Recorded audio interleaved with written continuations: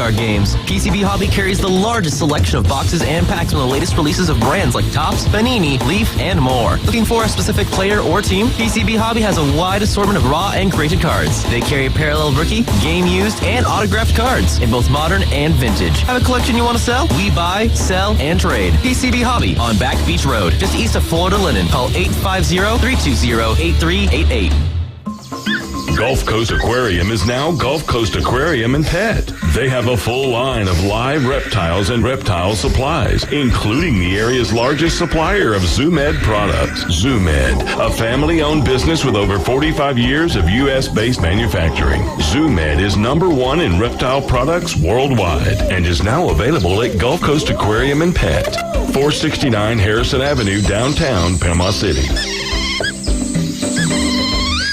So you've heard the saying that if you love your job, you'll never have to work? Well, it's true. I've worked for Brock Lawn and Pest Control for many years.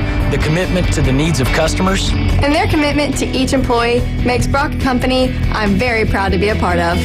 Brock's core values are also mine. Give people more than they expect and always honor your promises. This isn't a job. It's a service to help people live a healthier lifestyle. Brock Lawn and Pest Control. Our family protecting your family. Bay Breeze Bait and Tackle, this is Tim. Do y'all sell bait? Yes, we seasonally stock live shrimp, live bull minnows, live sand fleas, live fiddler crabs, earthworms, night crawlers, crickets. We also stock frozen shrimp, sand fleas, mullets, squid, pre-rigged ballyhoo, bonita, stingray, cigar minnows, Boston mackerel, Spanish mackerel, and a few other miscellaneous baits. It's worth the drive to buy premium locally sourced bait from Bay Breeze Bait and Tackle, located directly off Highway 98 on the west end of Panama City Beach. With over 65 years of combined experience, Instant Replay Sports Cards is happy to help you take your collection to the next level. They carry all the new hobby boxes, signed memorabilia, and supplies, new and vintage cards, and Pokemon. They sell and trade cards and are always looking to buy. They're an authorized source for Topps, Panini, Upper Deck, and Leaf cards. Instant Replay Sports Cards is open 7 days a week at 752 West 23rd Street, down from Academy Sports. It can always be reached at instantReplaySportsCards.com. WGSX Lynn Haven, WTOT, W271DM Mariana, WVLQ Port St. Joe, ESPN Northwest Florida. It's the next evolution of sports talk radio. The biggest stories and the biggest reactions. Now. And now we're taking... With the first pick. This is the last ball you got to bat. The Inside Drive. From college to the pros, interviews with the newsmakers, sports betting, your phone calls, and more. And now, The Inside Drive with Ryan Mulvey. Broadcasting from the Bill Kramer Chevrolet Buick GMC and Kramer Marine Outdoor Studios on ESPN Northwest Florida.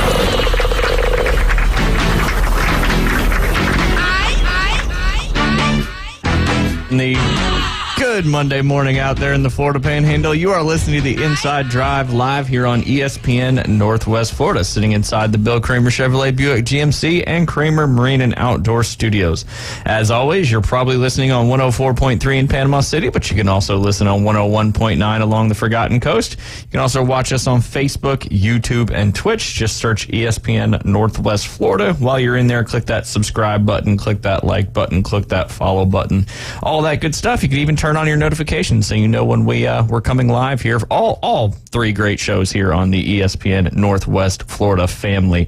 Also, as don't forget, you can download our free mobile app inside the Google Play or the Apple App Store. Just search 104.3 ESPN Northwest Florida. As I mentioned, we are inside the Bill Kramer Chevrolet Buick GMC and Kramer Marine and Outdoor Studios. You can check them out over there at 2251 West 23rd Street. All you got to do is head west, look for that big American flag. They've got lots of new vehicles in stock, including hopefully we'll have Chris in studio on Thursday and find out if the new Tahoes have hit the ground yet or if they're coming pretty soon. But I know everybody loves a good Chevy Tahoe. It's kind of like, when you think of that family car that gets all your kids around, gets all your fishing gear around, gets whatever around it. It can certainly handle all this stuff. Obviously, you can do that in a pickup truck as well, and the heavy duties are coming in. Trade values are still very high. You can also get your tires at cost right there from Bill Kramer Chevrolet Buick GMC.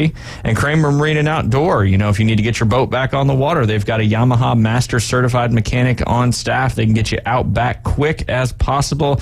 Also, if you need a new outboard, they've got Yamaha outboard full lines, and they also have Suzuki outboards as well, selling Seabourn, Spider, and Sundance boats now. They're selling, what's the new boat they're selling there, Jay? It's a Skeeter boat. Look at you. Hey, one for on. one. You got to peek her because we're not going to have you rest of the week. That's right. You've got today's got to be a hundo. It does. You got to do good. Did you have a good weekend? I did. How about you? Had a good weekend. Shout out to my dad. It was his 82nd birthday yesterday. So happy birthday out there, Gucky. Hope you had a good time. We went and had some food and then went to Dairy Queen. There you go. Got some ice cream action there. So good time. Happy birthday, Mr. Mulvey. That's right. Yeah. That's right. The one who shaped me who I am today. Yes, sir. That's for sure. He wants a new putter grip, so I got to get him a new grip for his putter for his birthday. There you go. Super Stroke. Yep. He wants it. Yep. He hasn't played golf in forever, but got to get the putter regripped. Yeah, you do. That's for sure. Yeah. But you had a good weekend? Yeah. Let's see. What did I do this weekend? Watched a little bit of Scottish Open. There you go. Watched a couple of Braves games this week. There you go. A little disappointing. First series loss in their last 12 series. Yeah, a little sloppy baseball this weekend, I thought. The White Sox bats just came alive, it kind of looked like. Yeah. That game on Saturday, though, was a very intense game. That's for sure. It was. Rosario in left field, man, those two. Did you see those? Oh, yeah. Those two fumbles? That's what I told Liam. I said, you got to get in front of the ball no matter what. Yeah. I get trying to pick it up off the hop and make a play, but fundamentals. Yeah, it is. Don't get away from it. Yeah, I mean, we got to, we're in the second half of the season. Just keep playing Braves baseball. That's right. Don't do nothing crazy. Let's get this thing in October. Acuna off to a hot start in the second half, though, with, I think, 2 home runs in the one game. Don't know if he hit another one in the other game, but still pushing for that history, that's for sure. Yeah, are we still with the home run streak of 29, 30? No, did we lose it this weekend? I can't remember. That's a great question. I'll have to look at that. I think they did hit one in the Friday game. Definitely hit 2 in the Saturday game, and I'm not sure about yesterday because they only scored. Did they even score yesterday, or did they get shut out? Yeah, they got 1. Yeah. Checking now. I was. And if that wasn't a home run, then the streak is over. Dylan Cease had a good game, though, so. Yeah. I guess good for him, but come on, Braves. Turn it back around. That's right. Everybody's like, oh, we lost a series, so are we panicking now? No, not yet. Not yet. Still leading the whole league by, I think, 7 or 8 games, so. Yeah, good stuff. We're good. Other than that, let's see, what else, man? The Scottish Open was on ESPN Plus yesterday morning. I was a little disappointed in that. Do you not have ESPN Plus? I don't. Man. I know. You're a co-host of a sports talk radio show and you don't have ESPN Plus? Come on, ESPN. Mine expired not too long ago, so I'm in the same boat as you, old Gay. Yeah, but he's just waiting for football season to get kicked up and then he's going to jump back in. Oddly enough, I feel like you get the most bang for your buck from ESPN Plus for the non-football season. Yeah. You still get a 100% great stuff for football, but man, when it comes to college baseball and all that good stuff, ESPN Plus is perfect. For that. For Father's Day, I got my dad a subscription to ESPN Plus, and really this time of year, it's like you just said, there's not a ton, but once we, because he went to USC Santa Barbara, and there's a lot of times where UCSB is on ESPN Plus, so it'd be cool. I'm always like, yeah, UCSB's on right now, and he's like, yeah, I can't watch it. Well, now he's got ESPN Plus, so boom. Hopefully when they get going. But do you know what the mascot is of UCSB? There's no way you're going to know this answer. There's no way. No, so I'm not even going to put you on the spot. This doesn't count as one of your questions for the day. Can I take a stab? Yeah, you can take a stab at it. You got it. Nice. What is it? The Gauchos. Oh, man. Because you would have got that. What is it? What is a gaucho? It's like a sombrero, right? Like a cowboy. Oh. Never mind. It's not specifically the sombrero, but it's I don't know if it's it's a cowboy, but something along those lines. It's all those UC schools. You got the Banana Slugs, you got the Gauchos, you got this UC Santa Cruz, I think, is the Banana Slugs. Yeah, okay. And you've got all those other UC schools that, except for Cal Berkeley is they're just the Bears, the Golden Bears. The Golden Bears. The Golden Bears. They stole that from Jack. They did. No home run for the Braves yesterday, so that streak is ended. We can start a new one though. The streak is over. Well, that's a franchise. They hold that, I guess. You ready? A gaucho, or gaucho, is a skilled horseman reputed to be brave and unruly. The figure of a gaucho is a folk symbol of Argentina, Uruguay, Rio Grande, and all sorts of stuff down there. So there you go. Very interesting. Didn't know you were going to learn what a gaucho was today, did you? I did not. We got to start the week on a high note. Well, I don't know. It's like I was sitting around yesterday, and I'm like, got to thinking about eagles. Eagle. I mean, like what? I mean, I know. What kind of eagles? Bald? Like bald eagles. Golden? Yeah, bald eagles. Okay, I golden didn't know if eagles. he was talking golf scores or not. Yeah, that's true. That That's would true. be good too. That would be good. But no, like, so one of the things I found out yesterday. Did you write this down in your notebook? I notebook? wrote it down. I did. I wrote it down. Man, That you have one day this week and you're bringing the I heat, know. huh? Benjamin Franklin tried to make the national bird a turkey. Did you know that? I think I did hear that at one point. I'm not going to claim that I knew that, but I feel like I've heard that before. Yeah, it's like, man, like, could you imagine our national bird being a turkey? I can see our national bird being a turkey right now. Yeah, changing over to the turkey now. And then maybe we can earn that eagle back again. But that's neither here nor there. But yeah, I wonder why. I don't know. Yeah, but because they had turkey on Thanksgiving, maybe it could be Start of Yeah, it America could be. Pilgrims. Yeah, I don't know. But the other thing I thought was interesting about bald eagles was that they only eat live animals. Correct. It's kind of I don't know. It's kind of weird just to think about. I mean, it's nature. It is, but what about sharks? Sharks probably eat dead stuff. Because I saw some. It's almost be Shark Week here pretty soon too. It will be. And I know Nat Geo's been doing some shark stuff, and I saw some seals and some sharks eating seals, and the seals were dead. Or one of the sharks killed the seal. Oh, but the seals, the percentages are pretty high. One-on-one battle with a shark. Really? They're just a little more shifty. Oh. And they can get on. Obviously, they can get on the beach where the sharks can't currently come onto unless they start growing legs. That's interesting. That was the third thing. I'll go into this right quick. So the third thing is that, let's see, the eagles actually have their nest up at the top of the tree so that the crows will not get the eggs and keep the bears and the snakes out. Very interesting. Oh, my. The crows can't fly to the top? What's the deal with that? I don't know. I don't know if they know that the crows can't go that far up. I don't know. The crows have an altitude ceiling? They may. They may. Who knew? Who knew? I don't know. I see the movie Birds, and all those crows look to seem to be. You ever seen the movie Birds? Mm-mm. That scare you as an Alfred Hitchcock? Oh, yeah, we're going way That's back. way too scary for me. Well, yeah, you gotta watch out. They'll peck your eyes out. Right. They should make movies like that again. Well, I guess they do. Like Maximum Overdrive? Yes. All the semis go crazy on people? That's right. They made a new one. It's called Transformers. Oh, well, yeah. But you had good and bad at that point. There you go.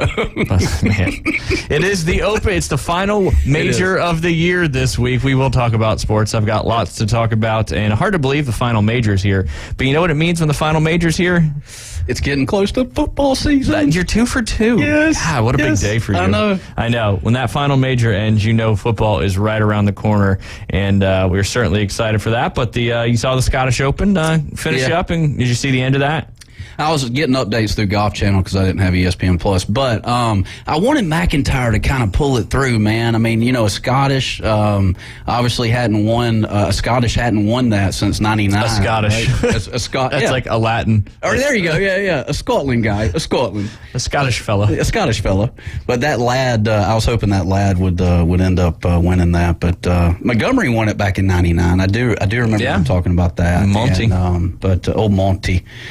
But yeah, it's good to see Rory get back in the winner's circle. Sure. It's man, how brutal were those conditions yesterday? Well, and you saw everybody kind of fell off the map shooting 3, 4, 5 over par, and that's what we talked about last week. How quickly over there it can go from decent weather, that wind shifts and starts blowing, it changes everything. And he played really well, especially the last 2 holes, finishing birdie. But that 2-iron from 205 straight into the wind, hitting to about 10 feet. Unbelievable. That was pretty spectacular. Unbelievable. But no winner of the Scottish Open has ever gone on to win the Open Championship. It's like the par 3 tournament at Augusta. That's right. Yeah, that's right. I know we're looking forward to talking to Keith on Wednesday. Probably Alan, too, at the same time. But he's been doing some serious research and analytics. There's a lot that goes into the Open Championship. So a lot of good people playing golf right now. But, yeah, congrats to Rory. And, he seemed a little relieved. A little bit. It's his second win of the year, but always good to win kind of close to your homeland, that's for sure. Yeah. Right down the road from Northern Ireland. Yeah. And then you got to jump across a little. No, it's all connected, isn't it? Isn't Ireland and Scotland connected? Or am I thinking of Spain and Portugal? I think so. Yeah. I I don't know. I've never been over there. I want to go. Me neither. That would be fun to do one of those trips, that's for sure. But how about those 420-yard drives yesterday on some of those holes? Yes. I mean, literally 420 yards. I mean, you had firm fairway, you had some wind. But, yeah, these guys, there was a 505 par 4, and those guys were hitting little flip wedges in. It was insane to watch. I just got a text. We were talking about this. He hasn't got. Was he? Yeah, you already was. We're talking. I can't. I'll show you in the break. She texted me and David. And, who did? Beth. Oh, Beth. Yeah, because we were talking about you last week when she and Ryan stopped by on the show. I called on Friday. I know you did. Yeah. You called. There was like 3 minutes left in the show. Right. But no, it was good. It was good. Ryan doesn't talk quite as much as you do. That's for sure. Did you see any of the Wimbledon? Wimbledon, I did not. I knew who ended up winning Wimbledon. The kid. The kid. Yep. Why am I drawing? I want to say Alcatraz. Yeah, that's what I was thinking. Yes. Carlos Alcaraz. Alcaraz, yep. We watched that whole thing. Liam even sat through most of it. We started a little bit after 8 and had it on through laundry and breakfast and all that stuff. And he was pulling for Djokovic, I guess because he wanted to see him win the 24th Grand Slam, which would have been a men's record. But I was pulling for Alcaraz because I like to see the underdog win. And, 20 years, the last time Djokovic had won or had lost in center court at Wimbledon when Alcaraz was 10 years old. I gotcha. Which is pretty crazy. Yeah, that's crazy. That's like Pete Sampras days. Yeah. Wow. Yeah, I mean, Alcaraz, he won the U.S. Open last year. Now he's won Wimbledon, and hasn't really played a lot on grass, so he was pretty excited about it. But just a fantastic match to watch. The back and forth, the volleys were long, and it was just really exciting. And it was cool to see the kid win. Yeah. 5 sets. Oh my God. Yep. That's insane. Yeah, they played for almost 5 hours. What do you think the stent meter runs on that Wimbledon court? I'm going to say about 8. You think so? Yeah, I think they're rolling good. Yeah. They're just a little burnt out because they get a lot of foot traffic on them. I gotcha. That's another thing people don't understand. The more rounds of golf you have on your golf course, the more traffic, the more foot's on the green, feet on the green, all that stuff. So, and then the wind dries the greens out. That also creates a little bit more faster greens and all that. Yeah, there's so many conditions. So many factors that go into it. But yeah, I would say probably an 8 on the stimp out there. That's what I told him. I said, it's like they're playing on a slow green when they're out there playing. Yeah. Just very tightly compact. Right. Not a lot of drainage going, but that's part of it. Could you compare our greens at Bay Point to Wimbledon's court? Is it that compact, you think? I mean, no, that court is. I mean, you're just talking about a small layer of soil underneath that grass. Oh, okay. Yep. They probably resod it all the time. That's good information to try to find out, though. Yeah. I would imagine they have to resod it constantly. Yeah, I would think so. But I didn't watch much Wimbledon. I feel so. I really only watched the final match just because it was so intense and so exciting. Yeah. And it was funny. We had at one weekend a week or two ago when it kind of got started. Alcaraz was on the TV and we were watching it, and Liam's like, "That guy stinks," and that just being a kid and saying what was on his mind. And then yesterday he's like, "I guess I have to apologize for saying that he wasn't very good because he went on to win Wimbledon." Yeah, he won a little over $2 million yesterday. I think 2.35 or something like that. Did Beth serve the family a spot of tea while you guys watched Wimbledon? No, that would have been the perfect. We didn't have any tea. You didn't have a spot of tea? No. Wimbledon and the Scottish Open in one segment. There you go. And you've been dropping accents more than once. Pretty impressive out there. But yeah, obviously we've got a lot to talk about today with the Open Championship coming up. Also want to talk when we get back. I don't want to jump into it quite yet because I want to get your thoughts on the American Century Championship and Steph Curry dropping that eagle on the last hole to win. I went back and looked too because they play a modified Stableford in that one. So I went back and looked to see what they actually shot rounds of golf-wise too. I still don't know how Steph and Clay lost to Patrick Mahomes and Travis Kelce. Yeah, because he ended up with 50 points in that Stableford, right? 75 total points. 75 total. And you got +2 for a double, or you lost 2 points for a double. Oh, that's playing some good golf. Yep. I mean, because you get 4 points typically for a birdie. 3 for a birdie. Oh, 3 for a birdie. 1 for a par, nothing for a bogey. You lost 2 points for a double, and then if you got an eagle or an ace, you got 8 points. Yep. Okay. So that's where the That's where you can really make some stuff, because he had a hole-in-one as well. Yeah, I saw it. Man, he made it. How fast do you think he got down to that green from 170 yards? Man, I think he got there in about, 6 seconds? 6 seconds, man, 170 yards divided by 3. That's love to see that guy run a 40 then. Yeah, 170 yards in 6 seconds. He was running, man. That's pretty stout, considering top 40 times out there have been like 4.1. Yeah. So times that by 4, and he's 6 second, 170 yards. That'd be pretty.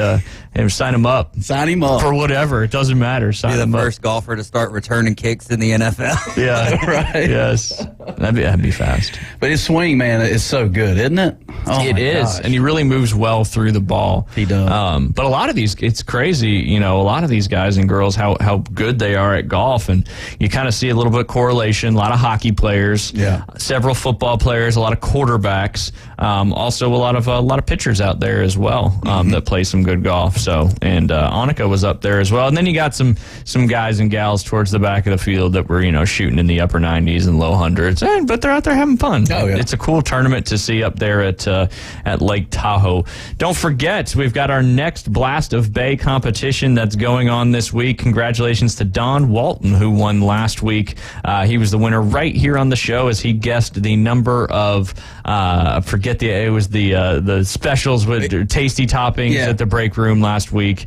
And then we got another one started. It's already got underway this morning on the Coach James Hale Show, so it's already been narrowed down to a little less than 30 numbers. It's a number between 50 and 100. Now, if you were paying attention this morning, you know what the guess was, and that's cut it about in half. So not quite in half statistically, but gives you a pretty good chance to kind of know. So this week's competition is going to be how many takeout orders did Barbaritos over there on 23rd Street serve last Saturday night? So that's going to be the competition. Again, that's coming up at 12:40 in about an hour and 20 minutes. We'll play high-low one more time, or not one more time. We'll play it as many times as we have to get a winner, and we've got a few more weeks of high-low still to go. So if you're looking to get a couple rounds of golf out there at Bay Point Golf Club, all you got to do is play high-low and win. We also have complimentary, what's that called? Consolation prizes for those who are the 10th caller as well. Best of Bay voting, Jay. There's only 2 days left. Well, there's Monday, Tuesday, Wednesday. So, I mean, if you count today as a day, you've got 3 days there left. So make sure you're out there voting Bay Point Golf Club, Best of Bay in both the golf course and golf shop category, trying to make it 8 in a row and 2 in a row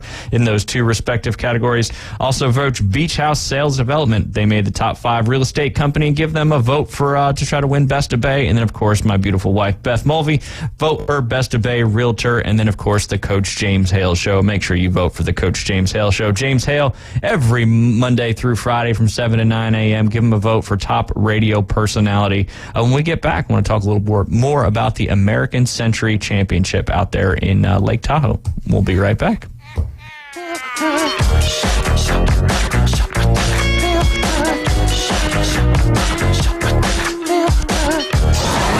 ESPN, Northwest Florida.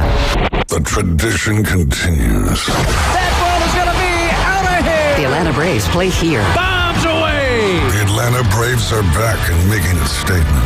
Head first slide, 2 RBI triple. Listen to Atlanta Braves baseball in a rich audio experience live on ESPN Northwest Florida. Here comes the thunder. Sponsored by Bestway Portable Buildings, Dave and Buster's, PCB Hobby, and Gulf Coast Aquarium. This is Joanna with ESPN Northwest Florida with your Monday's weather. This afternoon and evening there will be a gentle breeze out of the west, possible thunderstorms and some sun, and 87. Mostly clear skies tonight, about the same at 81. Tomorrow, mostly sunny and a light breeze right around 6 miles per hour with a high of 88. The same at 88 Wednesday, and we'll have sunshine. This forecast is brought to you by Earthworks of Northwest Florida. Thank you for keeping that dial at ESPN Northwest Florida. Rely on it. At Bay Breeze Bait and Tackle, you can find all the necessary items for an unforgettable fishing experience. From pin rods and reels to the best hand-tied rigs in Florida, we have it all. With the help of our friendly and knowledgeable staff, you can be sure that you have the right gear to make that big catch. Come experience a great local bait and tackle shop located directly off 98 on the west end of Panama City Beach, located just 5 miles west of Pier Park. So you've heard the saying that if you love your job, you'll never have to work? Well, it's true. I've worked for Brock Lawn and Pest Control for many years. The commitment to the needs of customers and their commitment to each employee makes Brock a company I'm very proud to be a part of. Brock's core values are also mine. Give people more than they expect and always honor your promises. This isn't a job. It's a service to help people live a healthier lifestyle. Brock Lawn and Pest Control. Our family protecting your family. The locals love him. You're gonna love this. You are my favorite. It's my favorite. Everybody's favorite. The Inside Drive with Ryan Mulvey. Live from the Bill Kramer Chevrolet Buick GMC and Kramer Marine Outdoor Studios on ESPN Northwest Florida.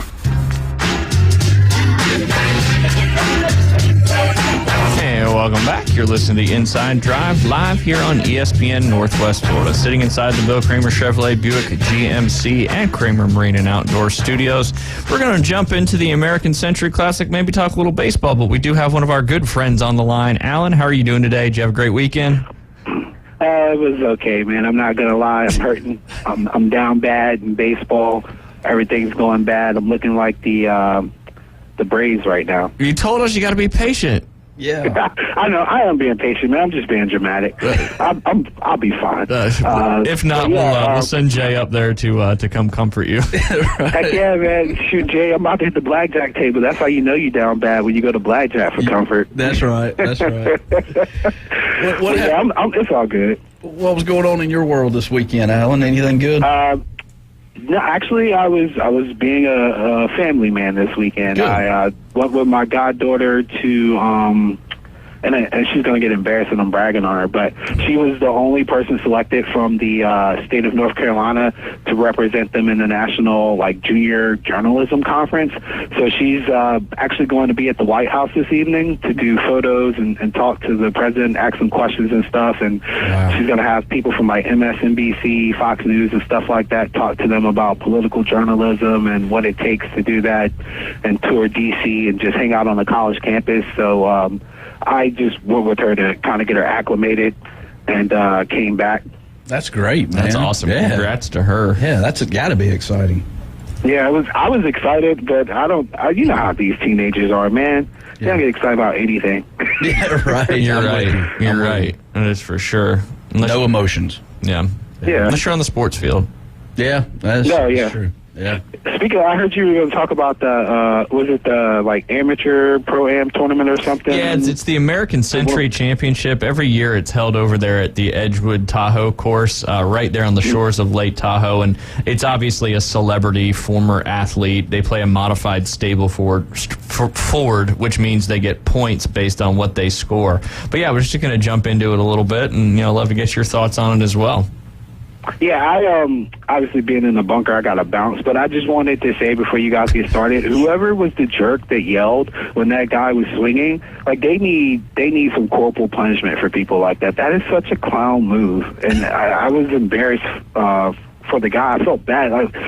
You can't redo your shot, which I get because it's golf, but God, there has to be some kind of deterrent other than people saying, "Hey, come on, somebody needs to punch that guy in the face."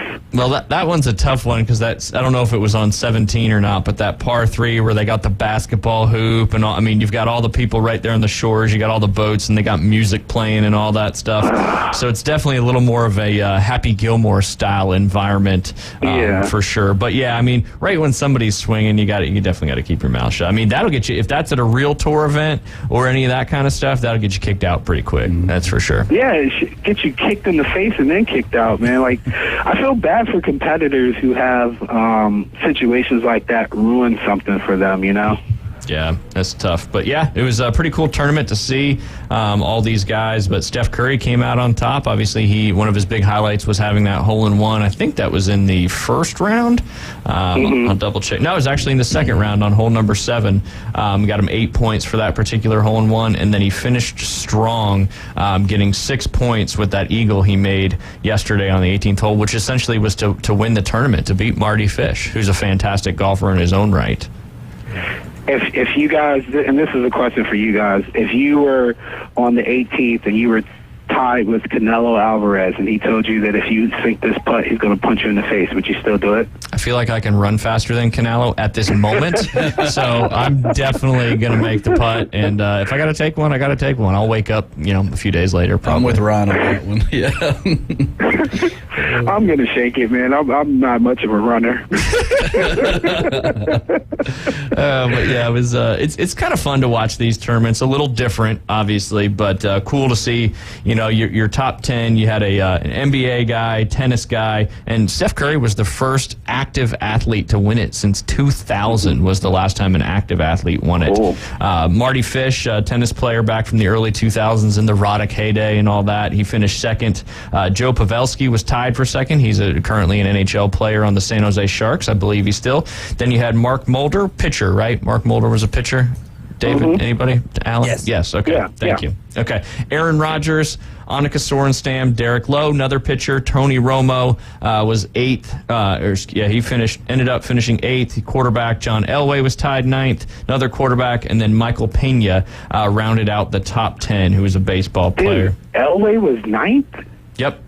Elway That's impressive, man. He's old now. Well, he shot. Here's the score. I looked up to see what they actually shot. He shot 76 in the first round, 76 in the second round, and then 73 in the third round. But one of the tough things about the Stableford system that they play is if you make a double or higher, you get 2 strokes or 2 points reduced off your particular score. But yes, Curry ended up shooting for the 3 rounds. He shot 69 in the first round, so 3 under par in the first round, 73 in the second round, and then even par in the final round. So he ended up shooting 2 under par total for those 3 rounds. Now, there's playing 7609 up there in Tahoe. The elevation's just a little bit higher than around these neck of the woods. So probably playing closer to 6,500 yards, but still got to hit fairway, still got to get that ball in the hole. Yeah, you still got to make it, man. I mean, that's great that athletes of other sports take part in golf so much. I've heard you guys talk about that a lot. I think we need to start marketing this as the therapeutic sport for non-golfers. Yeah, right. Seems like it does wonders for everybody else except for the people who actually play golf. Yeah, right. That's right. Speaking of people actually playing golf, what'd you think of Rory winning the Scottish Open? Bah humbug. It's only going to make him pricey for the British Open, and just more of a reason for me to fade him. But hey, after what Keith told me he did, because I didn't catch it all because I was on the road, it's still good for Rory to win. As much as I trash Rory, it's more so because I'm bitter, because anytime I bet him, I don't actually win.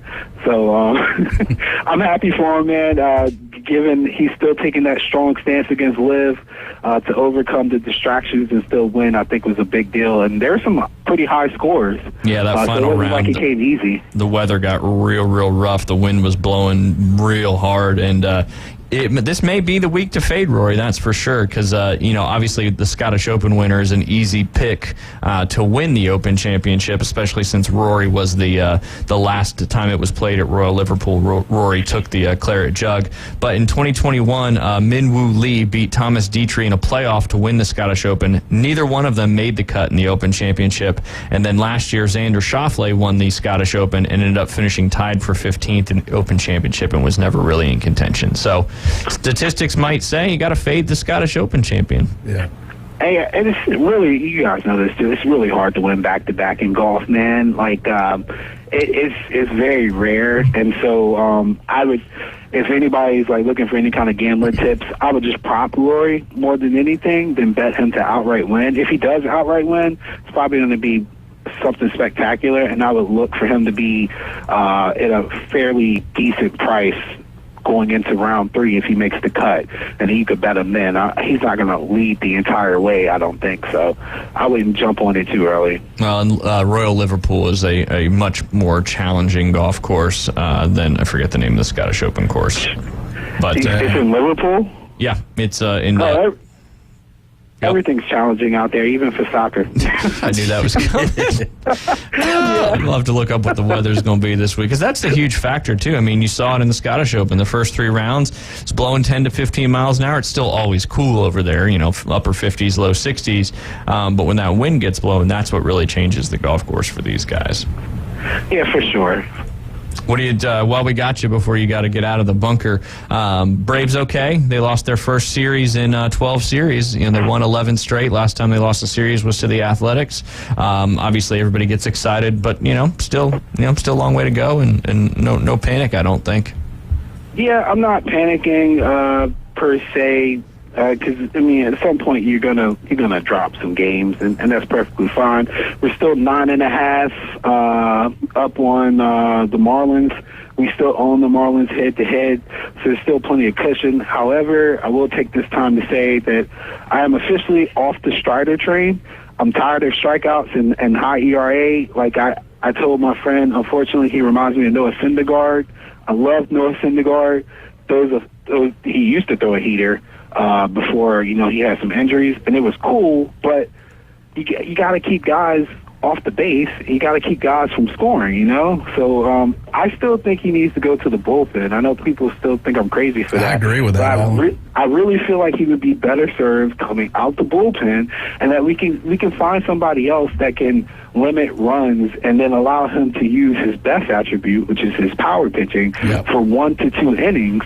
Because what I've noticed is, like, once you get past the lineup two times, just about, it starts to gradually decline. And I'm going to look up some stats on it just to make sure what I'm seeing isn't, like, if I'm not off. But I really feel like they really need to consider that. And if we get into the playoffs, I don't want him being my game 1 pitcher or game 2 pitcher. Like, I don't want that, because if we can't give up 5 runs in the playoffs and think we're going to score 7 and win, that just doesn't work like that in playoff baseball. You got to have guys down around 2 to 3 runs max. So if he's still giving up runs, even if we get to the finish line in first place, if his ERA is over 4, I'm moving him to the bullpen if it was me personally.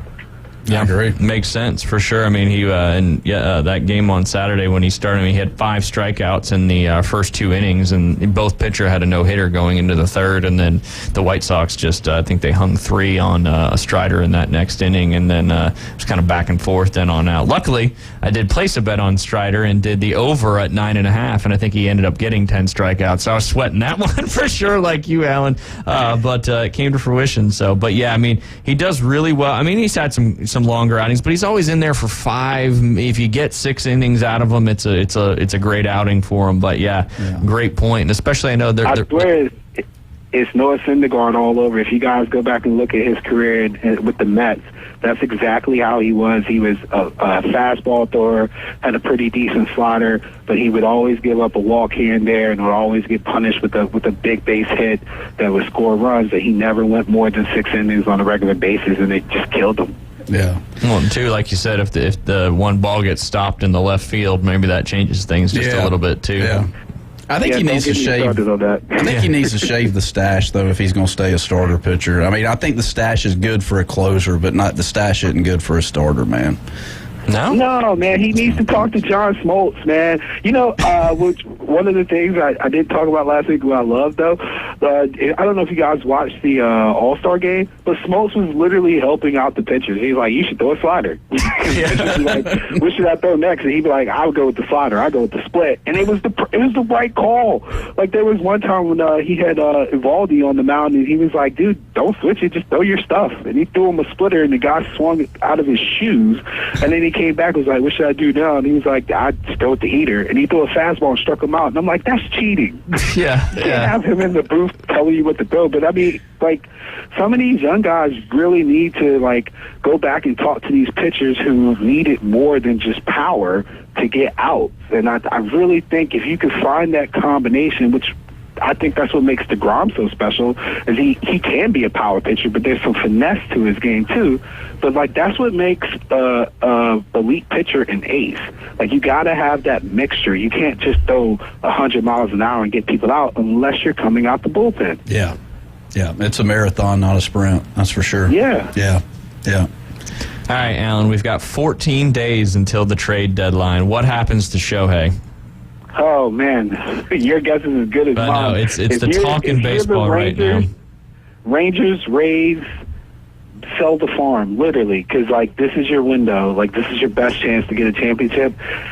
You can make it happen. If you're the Orioles, you could make it happen, but I think it would cost you too much in the long run, so I wouldn't do it. And if you're anybody else, God bless you, because if he doesn't re-sign with you, I'm sad to say that I think he's going to the Dodgers. Man, that'd be a bummer. It hurts. That's for sure. I know it hurts, but that's for sure. Like, his contract's going to be stupid high. The Dodgers, on the low, have a very sneaky setup financially, because Freddie Freeman's money isn't that much, even though the contract was nice. And Mookie Betts' money is deferred until till he retires, basically. So they still have an opening for an elite player, as far as they wanted to pay. And if you notice, they haven't made any moves to replace any pitchers. They haven't called anybody up. It's been really kind of quiet on their end, which makes me think they're planning to make a push for him.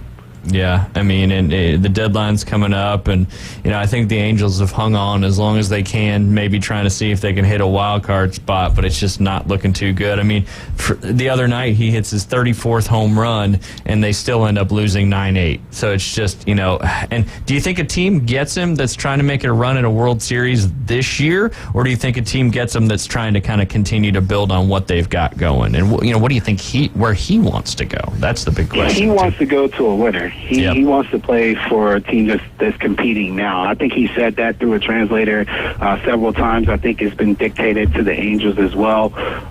He is a legacy player.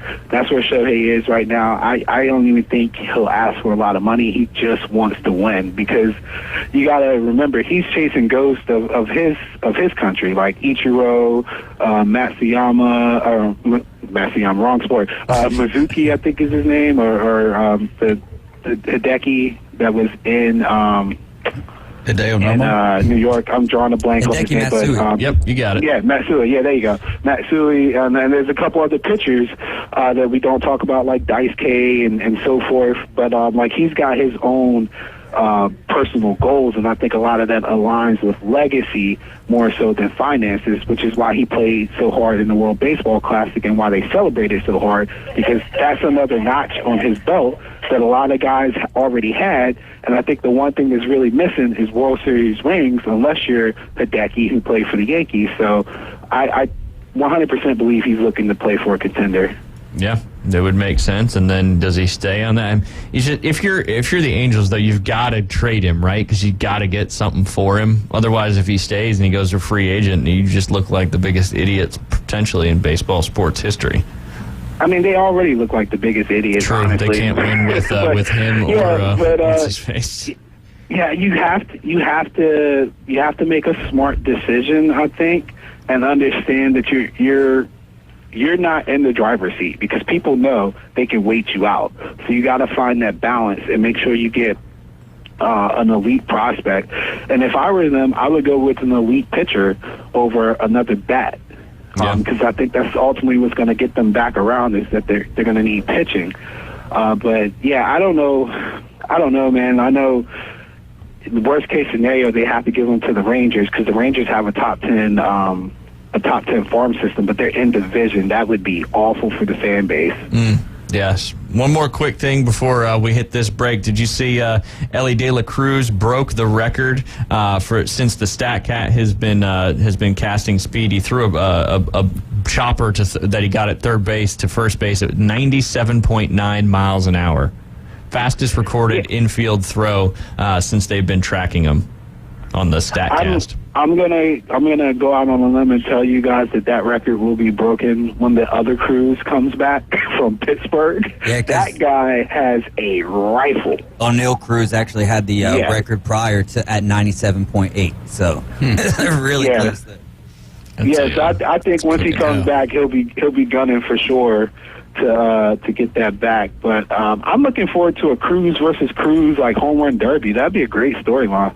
Well, and the Reds, they just called up another prospect, Christian Encarnacion Strand. I got that one, David. You like that? Yes, sir. He's been tearing it up in AAA, and they just called him up. Obviously, they got swept by the Brewers, and I think they only scored 3 runs in the series as well. So looking to call up another prospect, as the Reds, like you've mentioned before, Alan, have one of the better farm systems right now in Major League.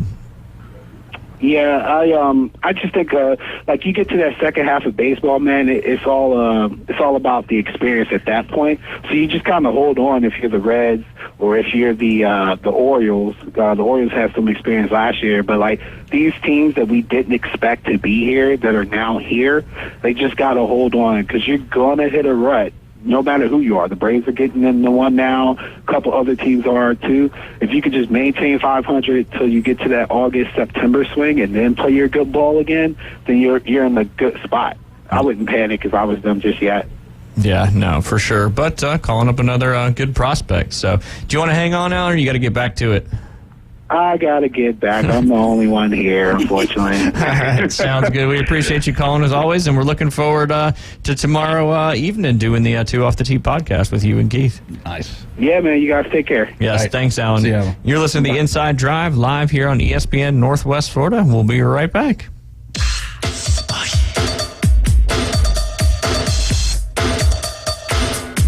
104.3 ESPN Northwest Florida. Hey troops, Coach Manley from the Coach James Hale Morning Show. Now you can take me with you everywhere you go with the new app from ESPN Northwest Florida. We're going everywhere together. Tyndall Credit Union drive-through window, hitting the links at the Sunny Hills Golf Course. Sorry there, buddy, didn't mean to hit you with that. Testing the margaritas at Los Angeles. That's my best job. And I can take you to the outhouse with me. Some fun, huh? Download the app at Apple Store and Google Play. 104.3 ESPN Northwest Florida.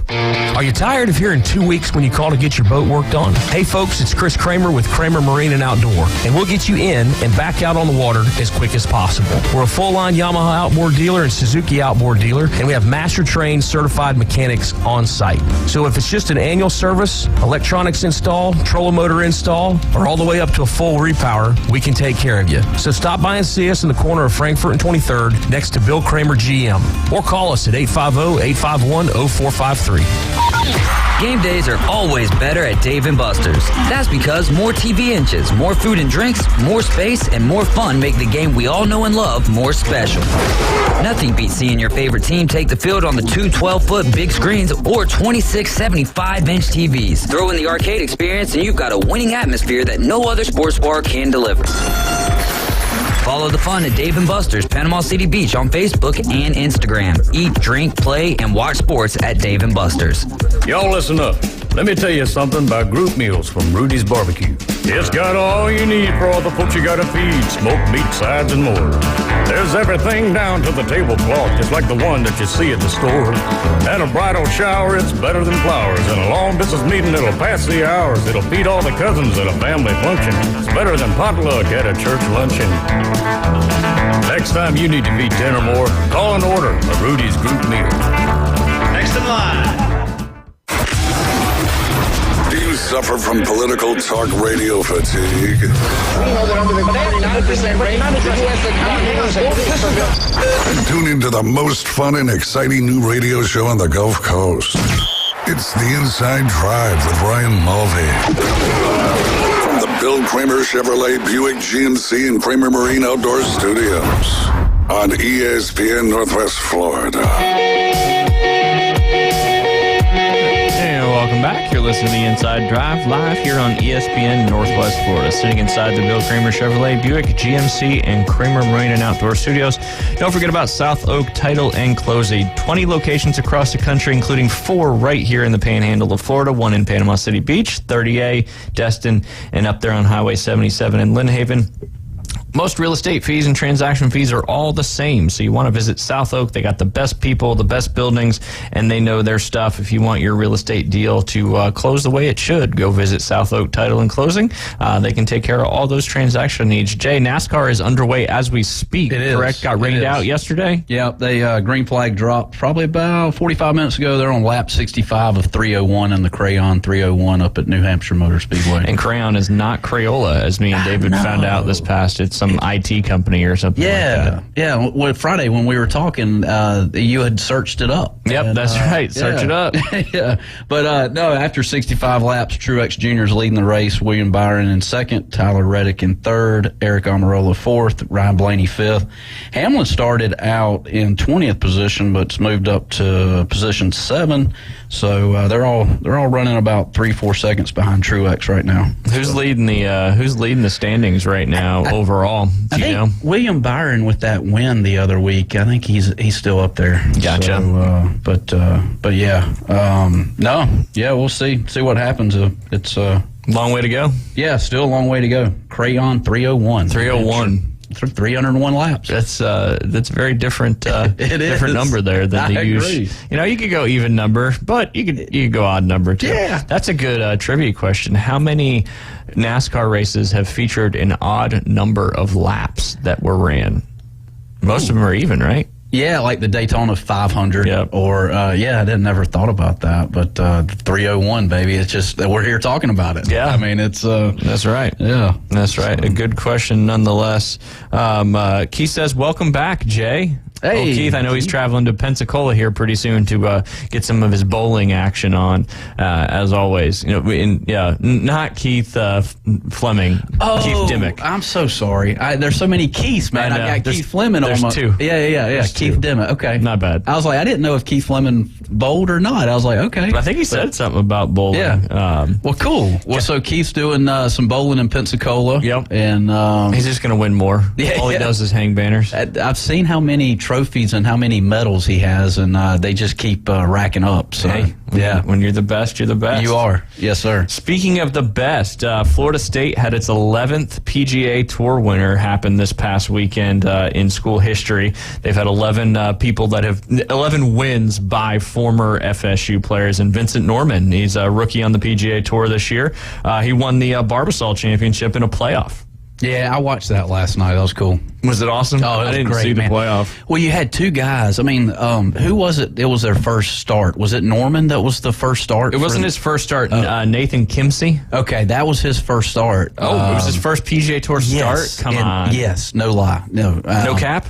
No cap. No cap. Nice. And you could see how nervous these guys are in first playoff hole. I mean, you have water right. Okay. I don't like it. Water all down the right. All down the right. And, which, you know, that Barbasol used to be played up in Auburn, and then it moved over to Kentucky. So I don't know the course up there, but anyways, who hit it right? Keene Trace Golf Club. Okay, okay, there you go. It looks like Kenny hit it right, just on the bank of the water. He did that. Had a rough lie, and then he kind of smothered it, and he hit it left into the bunker about 50 yards away. Which, as we know, is one of the more difficult shots in golf, especially when there's water on the other side of the green. Yeah.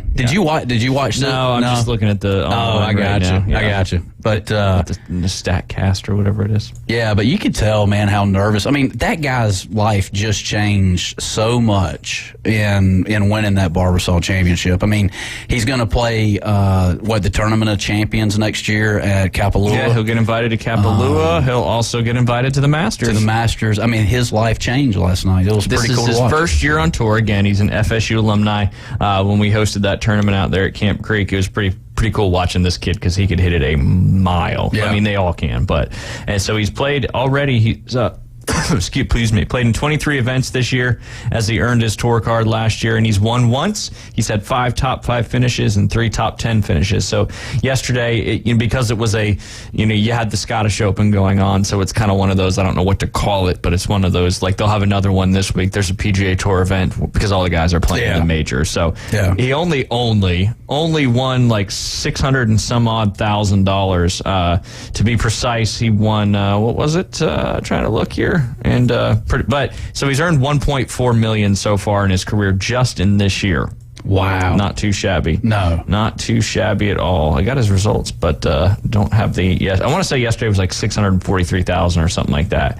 But he got 300 FedEx Cup points, so that's going to jump him all the way up. He's at 61 now. He's at 61. That just goes to show you win one, you certainly get in there. Yeah, because it's the top 70 make it into the FedEx St. Jude Championship. Yeah. Yep. He's now at 61. Yeah, right up in there. It's pretty cool. And then he's also exempt into 24 as well, right? Yeah, so he keeps his card. I think you keep your card for a couple years if you win on tour. Yeah. Based on your finishing in the money. I think if you make the FedEx Cup, you get the next year for sure. But yeah, if you you win on tour, I want to say your exemptions are at least 5 years of full tour exemption. Now, it doesn't get you into everything. You know, the WGC events and the majors and stuff like that are a little different story. Right. But before we jump more into the Open Championship at the top of the hour, I don't know if you saw this story as well. Lydia Ko, you know Lydia Ko, she plays on the LPGA Tour. She was docked 7 penalty strokes after she made a little bit of an error out there over this past weekend playing in the Dana Open at Highland Meadows Golf Club. But I've got some interesting things that come along with this, because I always thought, you know, you couldn't do this, but I guess you can. So she ended up carding a 7 over 78 as a result of her penalty strokes, and she would end up finishing tied for 65th. So who knows how much money this particular cost. But the preferred lies were being played because of how much rain they had, but they were only doing preferred lies on hole 1 and 10. I can't remember a golf tournament where you pick particular holes that you play preferred lies, and I just thought you either had to play preferred lies or you didn't. And when we say preferred lies, you're talking about lift, clean, in place. There's no, people say, oh, roll the ball. That's not an actual USGA rule of golf. Rolling it in the fairway is not something you can do. You're either playing it down or you're playing lift, clean, in place. So they were playing lift, clean, in place, but just on holes 1 and 10, which were a little confusing to me, because I just, like I just said, I think you either I always thought you either had to play lift, clean, in place or play it down. There was no, now you can make ground under repair wherever you want and that kind of stuff. But it said preferred lies were in place for players in the final round, but only on holes 1 and 10. She unfortunately played preferred lies on 3, 7, and 9 and ended up lifting her ball on hole 11 before she was notified of the wrongdoing in the final round. So for the final round, it was just those holes, but that cost her 7 penalty strokes for the breach of the rule, which I'm a little confused about as well, because if you lift, clean, in place, technically, you know, I thought that was grounds for a DQ as well. Maybe the rules are a little different on the LPGA. I don't know, but what do you think about all that? Yeah, no, I'm with you on that, Ryan. It's either all in or all out. I mean, what the heck? Yeah, I mean, it's like, you know, like cart path only, you know, like, oh, well, it's cart path only on holes 1, 6, 12, and 14 today. I mean, like, it's either cart path, you know, whatever. I mean, it's that makes much more sense than playing it down or playing lift, clean, because some holes may be wetter than others. We do cart path only on holes 1 through 3 and 16 through 18 all the time. Well, yeah, but I mean, there's a consistent, it's consistent, either the front 3 and the last 3 or whatever, but that's like picking holes 1, 7, 12, 14, you know, like holes 1 and 10, really? Like, come on. It must have been wet on those 2 particular holes. Must have been. But I still don't get, I mean, I just thought you had to play it all the way around. I didn't think you could pick holes. But anyway, apparently she did too, because she lift, clean, in place on many other holes, ended up getting a 7 strokes added to her score. Jeez. I also thought too you could only have a maximum of 4 penalty strokes assessed to you at one time. But maybe, I don't know. Again, I'm so confused with this one. Yeah, me too. I need a rules official to call in. Right? I know several guys that do Division I and USGA and all that good stuff. But yeah, just maybe they made some model local rules just for the particular tournaments. I don't know, but saw that was a pretty interesting story. Poor Lydia Ko. Yeah. And then you do it on one hole, and then nobody says anything. I know, right? They've got walking rules officials, maybe not with every group, but they've got rules officials all over the place out there. And would have liked to see somebody let her know. Well, it's kind of like the other day. I'm hoping Michael Shears is. He may be listening, but I'll share it. You know, I think everybody needs to know. But he went over to the Florida Open qualifier at Rocky Bayou. Yeah. And let's see, they flipped the 9s. Anyways, he gets to the 16th hole and accidentally tees off on the wrong tee box. Yep. So he called himself on it. So it was a 2-stroke penalty. 2-stroke, and then you got to re-tee, right? And yeah.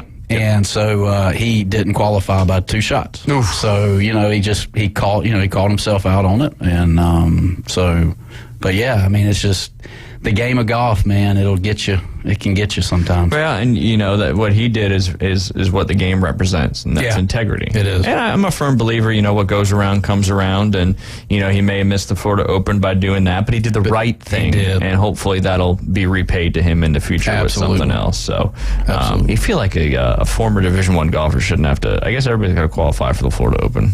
Yeah, if you're not qualified already. Yeah. That's a big tournament, that's for sure. It is. Big tournament, that's for sure. Exciting stuff. But yeah, I saw he helped you out last week with the junior tournament. Yeah. You guys, or not junior tournament, the junior camp. Yeah. You got another one coming up starting tomorrow, right? Starting tomorrow. Tell everybody a little bit about that one. So we have probably like 15 kids, I think, this week, and so it'll be Tuesday through Friday, 9 to noon, and this will be the last one to kind of wrap up the summer. Crazy. Just as quickly as it came, or halfway through July already. Yeah, halfway through July, and I had a number of parents reach out to me this last week, and I just trying to get their kid in, and it's I can only do so much. Yeah. With everything. Well, and two, you keep the groups. When you're doing these clinic kind of things, and obviously when you have Jolie and Michael and people helping out, it's a little different. But you're trying to also make sure kids are getting a little bit of instruction out of it too. So the bigger the group is, the harder it is for you to work with them on an individual basis. It is. But one of the things you do such a good job with these camps is making it fun for the kids. Yeah. I see the kids all the time and ask them how it's going. They always say they're having so much, and they can't wait till the next one either. So great stuff coming out of that, that's for sure. And then you'll be getting ready for Bay High, right? Golf team coming up here soon. You're the head coach again for year number 2. That's the plan. That's the plan right now. Yeah. Absolutely. So we don't even have to reach out to the Bay High golf coach, because you'll be in studio with us. There you go. So you can provide us high school golf updates. That I hope to give. I really do. I hope this fall I can give some really good high school golf updates, and it's really cool, man, just to be a part of just high school golf in general. Yeah. And it being in the fall, it's great. Was it in the spring where you played? Yeah. Me too. Yeah. So which was weird, I thought, because I grew up in New Jersey and it was still snow on the ground and very cold in March. And then baseball and golf. I mean, I think there's so many similarities there, and you got to separate the two, because baseball's a spring sport. Yeah, and that's probably why they do golf here in the fall. In the fall, yeah. Because it's also a lot hotter in the fall down here too. It is. Yeah, it seems to be kind of. Who knows? They've probably been doing it for a long time. Right. When we get back at the top of the hour, besides some afternoon delight, we're going to jump into a little information about the Open Championship, and probably get Jay's tip of the week, and then do our draft picks, since you're going to be teaching the Utes of the world again. We got to get our draft picks in before the Open Championship starts bright and early on Thursday morning. You are listening to the Inside Drive live here on ESPN Northwest Florida. We'll be right back.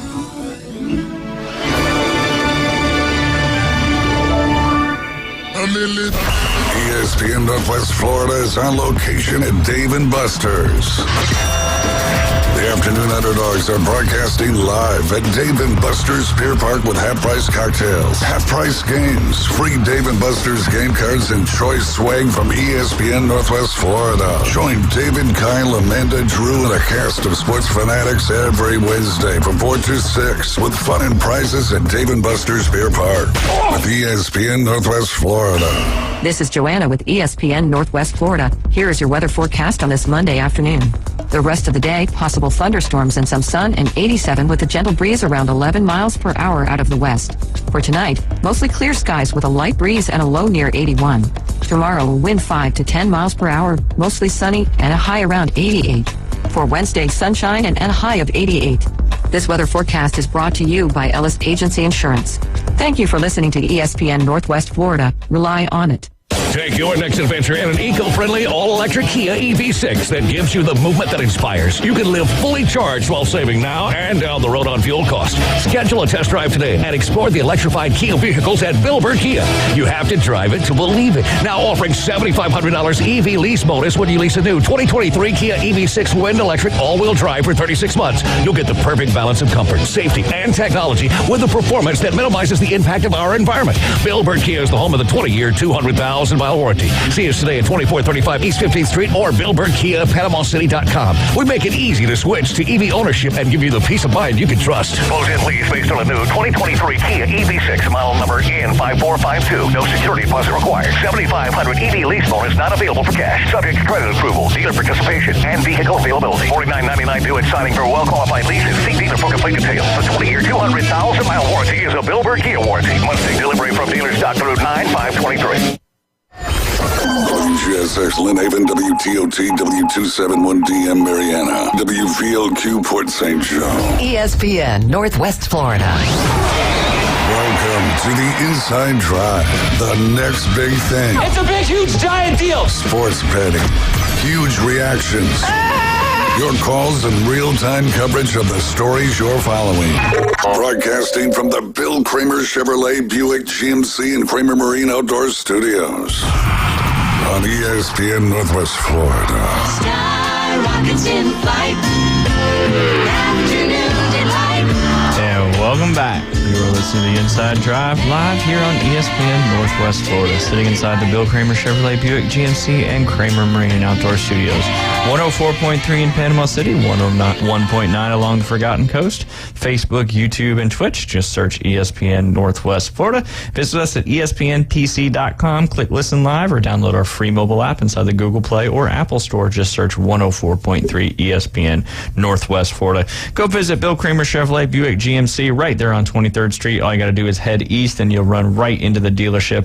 HD trucks coming in. Hopefully Tahoe's coming in soon. You can also visit Kramer Marine and Outdoor for all your Yamaha needs. You got to get your boat back out on the water and you need somebody to fix it. They have a Yamaha Master Certified Mechanic on staff, which is one of the hardest certifications to get in the boat repair world.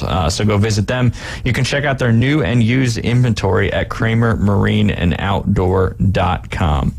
Jay, I'm going to put you on the spot here, and it's about that time. We haven't jumped into it. Last week was a great one. I loved your quote on that one. I can repeat it if you forget it. Hopefully I can remember it. Yeah. But it is time for... It's Jay's Golf Tip of the Week. Yeah, hole-in-one. A lot of pressure. That's the tip. Just get a hole-in-one. Hole-in-one. It's a good tip. I was trying that yesterday. It just didn't work out for me, man. Oh, man, Dave. But it's the hope that it could happen. It is. Absolutely. Every par 3, even par 4 for some reason. Yeah. Hey, it's going in. And it's all luck. I mean, it is. Skill hits it close. Luck gets it in the hole. It does. Yeah. So the swing tip for this week. Let's see what's in. Let's see what Jay's been actively pondering. So ball position. Ball position. Low. So you think that? I like how you put a lot of pre-work into these tips of the week. Yeah. I mean, it's right there. It's just it's always right there. Yeah. It's just it's in the old noggin floating around. So if you think. So if you think the buttons of your shirt are the center of your golf swing, okay, and you're looking down, your ball position should not be matching the buttons of your shirt, because the low point in the golf swing is actually forward of that. In your swing. So typically if you have a logo shirt, most logos are on the left chest, kind of like your ESPN. Yeah, typically. Every once in a while a company will go rogue and put it on the right chest, and I'm like, that just looks really weird. Now you got dueling logos back there, though. Yeah, see, you got two. He's like wearing a NASCAR Probably shirt. wouldn't play this or wear this playing golf, though. Yeah, you could. It's got a collar. You're fine. Well, but the golf shirts these days work a little bit better in heat than what this will. No doubt. Yeah, you'll be a little toasty in that one. That's for sure. But yeah, keep going. Low point, logo. So you got a logo on your left chest. Now this is for full swing, correct? This is for full swing. This is for wedges. This is for 9 irons, 7 irons. I mean, this is for every club in the bag. Got it. Opinion. But full swing's not chipping and pitching. No, because that's a whole nother. Yeah, it's topic. a whole nother deal. Okay. We only do one a week here on the show. There you go. That's it. Can't give away all the secrets. No, you can't. I'm gonna stop interrupting you. Go ahead. But Jack Nicklaus, he used to teach about how the wedges should be played kind of a little bit further back in his stance and all that. And see, I never agreed with that. I don't agree with it either. There's a low point. There has to be a consistent low point in your golf swing, and that's getting the club in front of the ball. And so, if you can somehow you can either use a tee or a club face to kind of like inside your left foot. There should be a club face between your left foot and the middle of your logo. I know what you're saying. You know what I'm saying? There I'm trying to be a club face width between your front foot and that logo and where your golf ball is. That's right. Gotcha. That's right. So one of the things why we do that is I see so many amateurs not get over to their left side or their forward side. And when you move that ball position more forward, it creates a little bit more of you wanting to get over to that front side. And if you do slice the ball, you're typically not getting over to your forward side. Yeah, and that club face is rotating through your golf swing as well. So it gets to, you're talking about the low point in a golf swing, which is a great point, because when you find that low point and that ball is at that low point, everything comes together and it's square. square. But if that ball's not that low point's a little further back, club face could be open. Yep. And if you're not flipping your hands to recover from that, there's cause and effect for everything.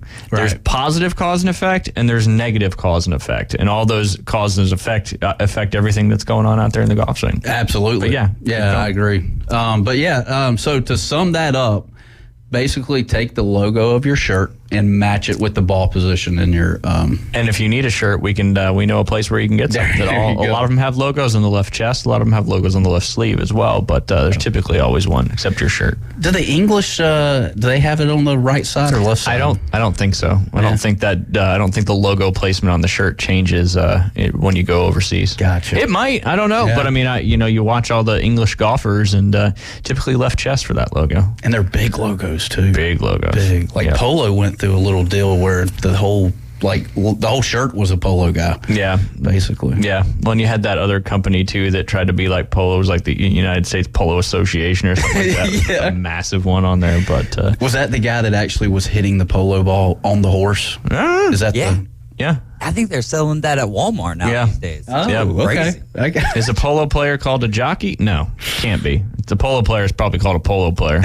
Right. I just said, but a great tip nonetheless. Ball position, you're set up on the golf swing, which we've talked about at length. It's your grip, your aim, and your posture. But ball position is also extremely important to set yourself up for success. Yes. Now you talked about the ball going back and stuff like that. Jack Nicklaus hitting wedge shots with the ball back. Now when you deviate from a little bit forward of center in your ball position and you go back, you're going to have to do something different with your body, your hips, whatever it may be. And that's how you hit a punch shot, is you put that ball way back in your stance, but you've also got to get your hips way out in front in order to successfully square the club face, and the timing becomes tough at that point. Absolutely. But great stuff there. Thank you. That's for sure. Yeah. Last week it was the quote I had repeated multiple times: "Don't come to the golf course to relax to come to the golf course." There you go. Yes. That's it. Which is it's a great one out there. I need to do more of that myself. It is. I mean, you've made that choice by the time you've hit number one tee if you're going to play a relaxed round of golf or not. That's true. Like that choice happens on the drive in,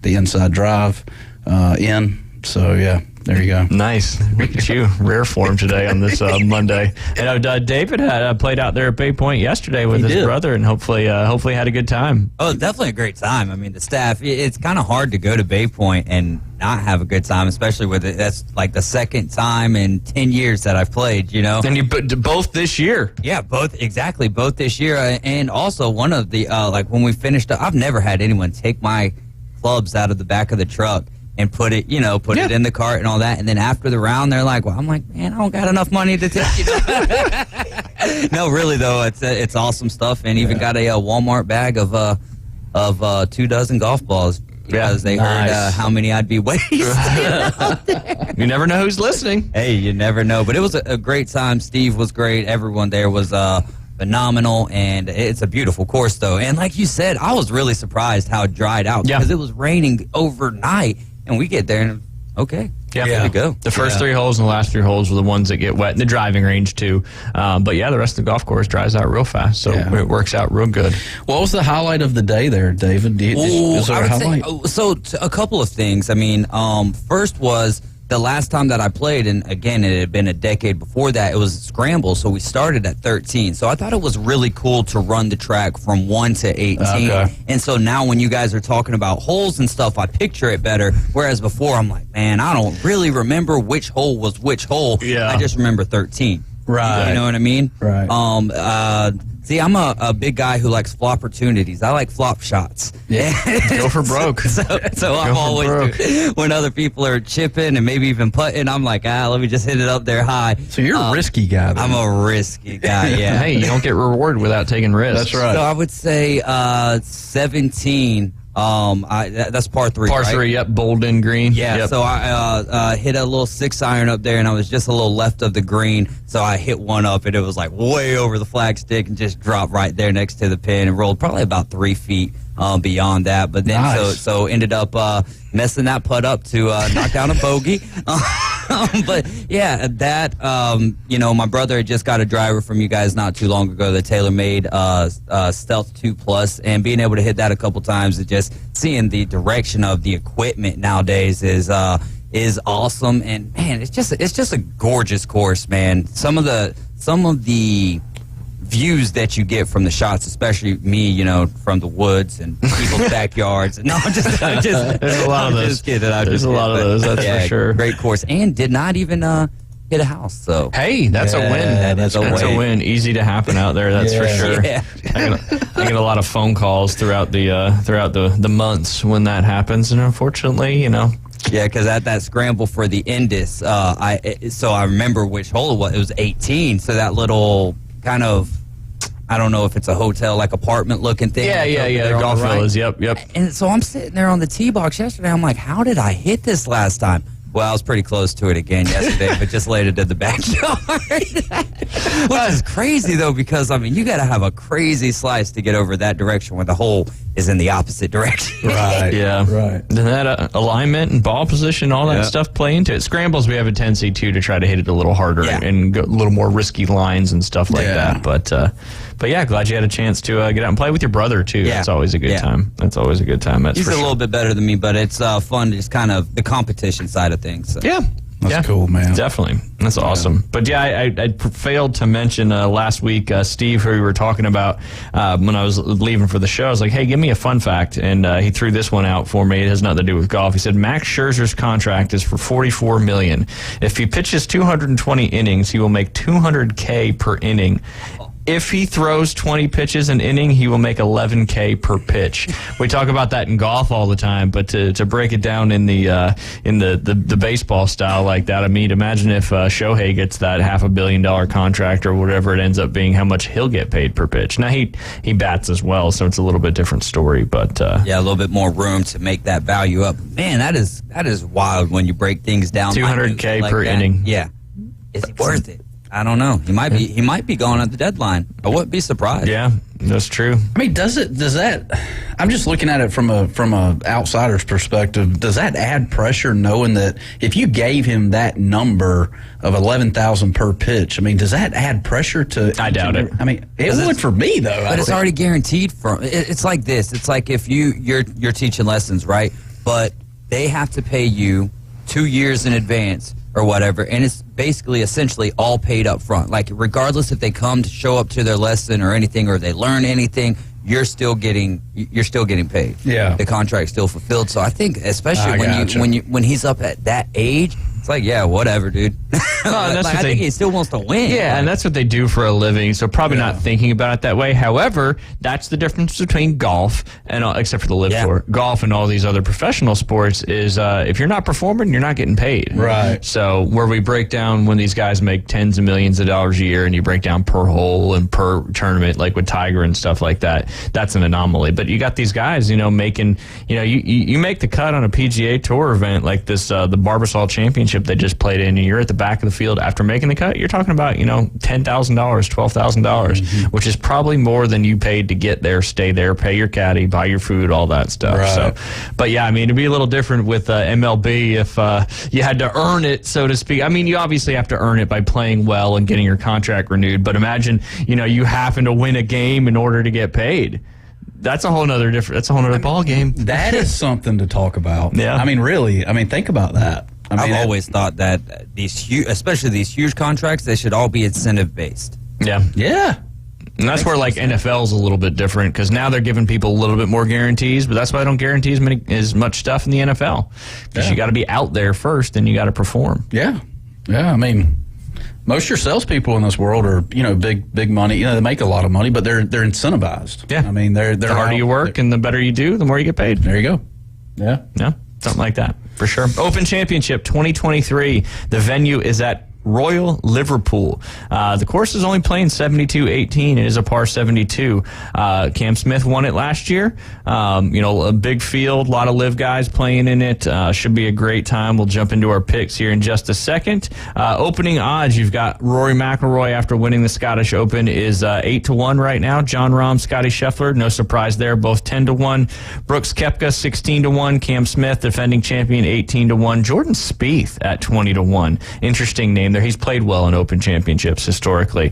Xander Schauffele 20-1, Victor Hovland 22-1, Patrick Cantlay 25-1, Tommy Fleetwood 28-1, Morikawa, as Keith says, even though it's Morikawa, is 28-1, and I don't know why he's listed on here because he's not playing, but Zalatoris in there, and then rounding out to your 30-1 or better, you had Dustin Johnson at 30-1. Live players in the field, you've got Richard Bland, Bryson DeChambeau, Taylor Gooch, who's arguably got the best season going right now on the, not really arguably, he's won a crap ton of money, and it's because he's been playing good golf. Dustin Johnson, Phil Mickelson, Henrik Stenson, Patrick Reed, Louis Oosthuizen, and Brooks Koepka. So what is that? 9 live players competing in the Open Championship. First place is a smooth $3 million.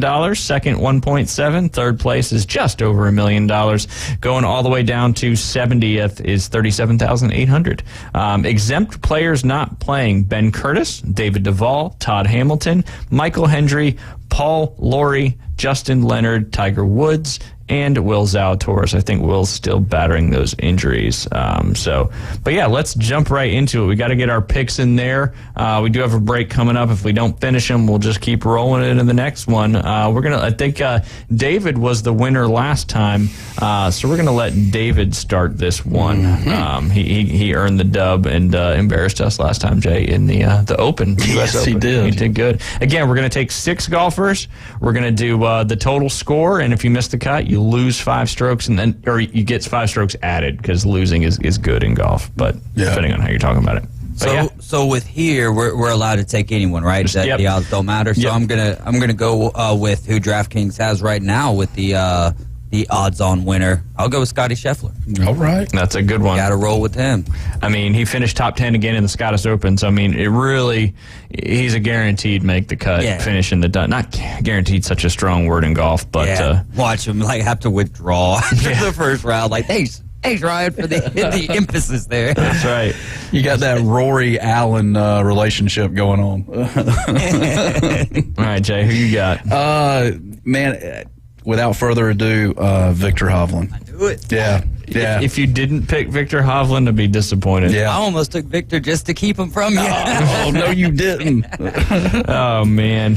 I'm going to go, I'd want to take Rory, but what we said before, you got to kind of fade that Scottish Open winner. So you got to be smart. I'll take Jon Rahm. All right. Yeah. They'd be stupid not to, so. All right, well, we won't snake this. We'll go back to the top of the order here, David. All right, and still no limitation? No limit, soldier. Then let me go with last year's winner and see if you can go back-to-back here, or at least keep me up in the top here with Cam Smith. Smart, very smart. I like Cam Smith on any overseas golf course, that's for sure. Is John Daly playing on this one? You might have to go to the bottom of the list. I think he is. Yeah, he's invited for life. He's exempt, and he's not on the not playing exempt list. So I'll see if I can find him in the field while you're making your pick. I'm going with another good guy. John Daly is in the field. Is he cool? Man, I hope he plays. 6 from the bottom? Yeah. Oh, odds he's probably plus 10,000. I think it's plus 500,000. That sounds about right. He's not going to shoot in the 70s, probably. All right, Jay, who you got? I'm staying with the good guys. I'm going Ricky Fowler. Yeah, I'm staying with the good guys. That's tough. Yeah. That's good. Yeah. That's good. I've got to defend my championship of winning the last 2 on the 2 off the tee, so I feel a lot of pressure going into Tuesday night. Are you 2 for 2 on 2 off the tee? Yes, of course. Oh, my gosh. Okay. Got lucky. Right. Got very, very I'm coming after you this week. Well, if you pick Daly, probably not. But, all right, so you took Ricky Fowler. I'm going to go in there. I'm going to take my boy Brooks Koepka. I think, obviously everybody was talking about him going into the U.S. Open. Didn't, play spectacular. He still made the cut, hung in there. But you're not going to win every major you play. It's just, you're not going to win every tournament you play. It's just the reality. But I think, has he won an Open championship before? I don't know. I think he's won 2 U.S. Opens and 2 PGAs, if I'm not mistaken. So, but I'm gonna still take Brooks Koepka. All right, let's. We'll save these last 4 picks for each of us when we come back from the break. But you are listening to the Inside Drive live here on ESPN Northwest Florida. We'll be right back.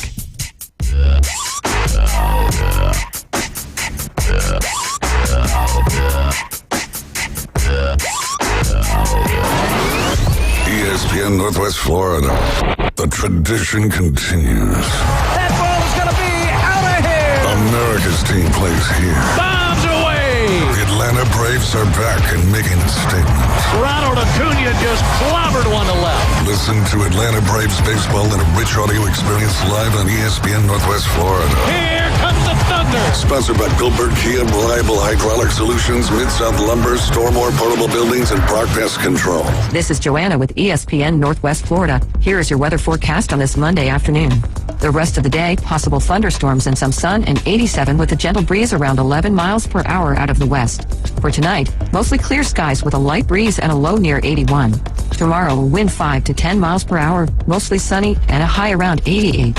For Wednesday, sunshine and a high of 88. This weather forecast is brought to you by Ellis Agency Insurance.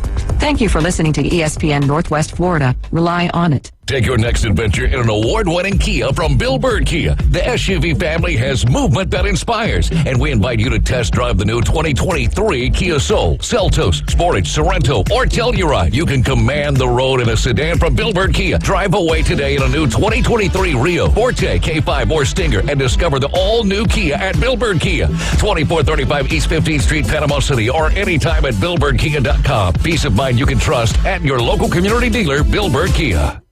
PCB Hobby, the beach's premier hobby store for sports cards, comics, coins, and trading card games. PCB Hobby carries the largest selection of boxes and packs from the latest releases of brands like Topps, Panini, Leaf, and more. Looking for a specific player or team? PCB Hobby has a wide assortment of raw and graded cards. They carry parallel rookie, game used, and autographed cards in both modern and vintage. Have a collection you want to sell? We buy, sell, and trade. PCB Hobby on Back Beach Road, just east of Florida Linen. Call 850-320-8388. And now, the Inside Drive with Ryan Mulvey. We're going to have a talk. Tell me what you know. You're out! Broadcasting from the Bill Kramer Chevrolet Buick GMC and Kramer Marine Outdoor Studios. It's a frantic noise. ESPN Northwest Florida. And welcome back. You're listening to the Inside Drive live here on ESPN Northwest Florida, sitting inside the Bill Kramer Chevrolet Buick GMC and Kramer Marine and Outdoor Studios. Before we jump back into our picks for the Open Championship, as Jay will be with all the Utes this week, and this is your one opportunity this week. I want to mention the SEC Media Days get kicked off today. You've got Commissioner Greg Sankey leading this thing off. I think it started about an hour ago, if I'm not mistaken. He'll be followed by LSU head coach Brian Kelly, quarterback Jaden Daniels, running back Josh Williams, and defensive tackle Mekhi Wingo, followed by Texas A&M at 1:45 our time, 2:45 Eastern time. Jimbo Fisher, head coach, Fadil Diggs, defensive lineman, McKinley Jackson, defensive lineman, and Aeneas Smith, wide receiver from Texas A&M, will be the second team. And then the last team today will be Missouri head coach Eli Drinkwitz, defensive back Chris Abrams-Drain, and offensive lineman Javon Foster, and defensive lineman Darius Robinson. And then tomorrow we'll go over it again, but it'll feature Vanderbilt, Georgia, Auburn, and Mississippi State. Alabama's already headlining a lot of media, and media hadn't even started yet. When did they not? I know. Are you talking negatively or positively? Well, negatively. I mean, baseball coach, Jalen Carter, all that. Well, Jalen Carter's from Georgia. Yeah. Jesus, Jay. I was about to say, hey, I don't think either one of our fan bases should be talking about each other's right now. Yeah. I like it, though. We're both in the loo, as they would say over there across the pond. You guys making I was trying to get David riled up a little bit. You're making Hugh Freeze look like a saint. Yeah.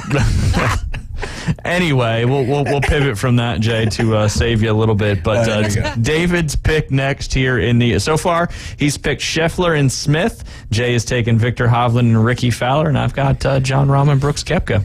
David, who do you got? I think I'm going to go with Tyrell Hatton. Ooh, great pick here. Kind of a name that not everybody knows, but has been playing really good golf this year. Ranked in that top 10 in the FedEx Cup standings, I believe, as well. All right, Jay, who you got? I'm listening to the listeners, and I'm going with Tom Kim. Tom Kim? Yep. Who, the listeners are telling you to pick Tom Kim? The listeners are telling you. Yes. Where are the listeners telling you this? It's got to be Jay. On your phone? They're just texting you directly? Yes. Gotcha. Hefner? No, Steve. Oh, Steve. Oh, nice. Steve. He's texting. Yeah, he knows you need the help. That's why he's texting you. Oh, man. All right. I am going to take even though it's kind of weird to do, I'm gonna take. Actually, you know what? I'm gonna go with Tommy Fleetwood. He's used to. I was gonna take Jordan Spieth, but I'm gonna go with Tommy. He plays well in the Open Championships. Being from England, used to that kind of style of golf, could backfire, especially if Jordan Spieth does well and one of y'all pick him. But all right, back to David. I'm gonna go Matt Fitzpatrick. Got to get me a guy from over on that side. That's a good pick.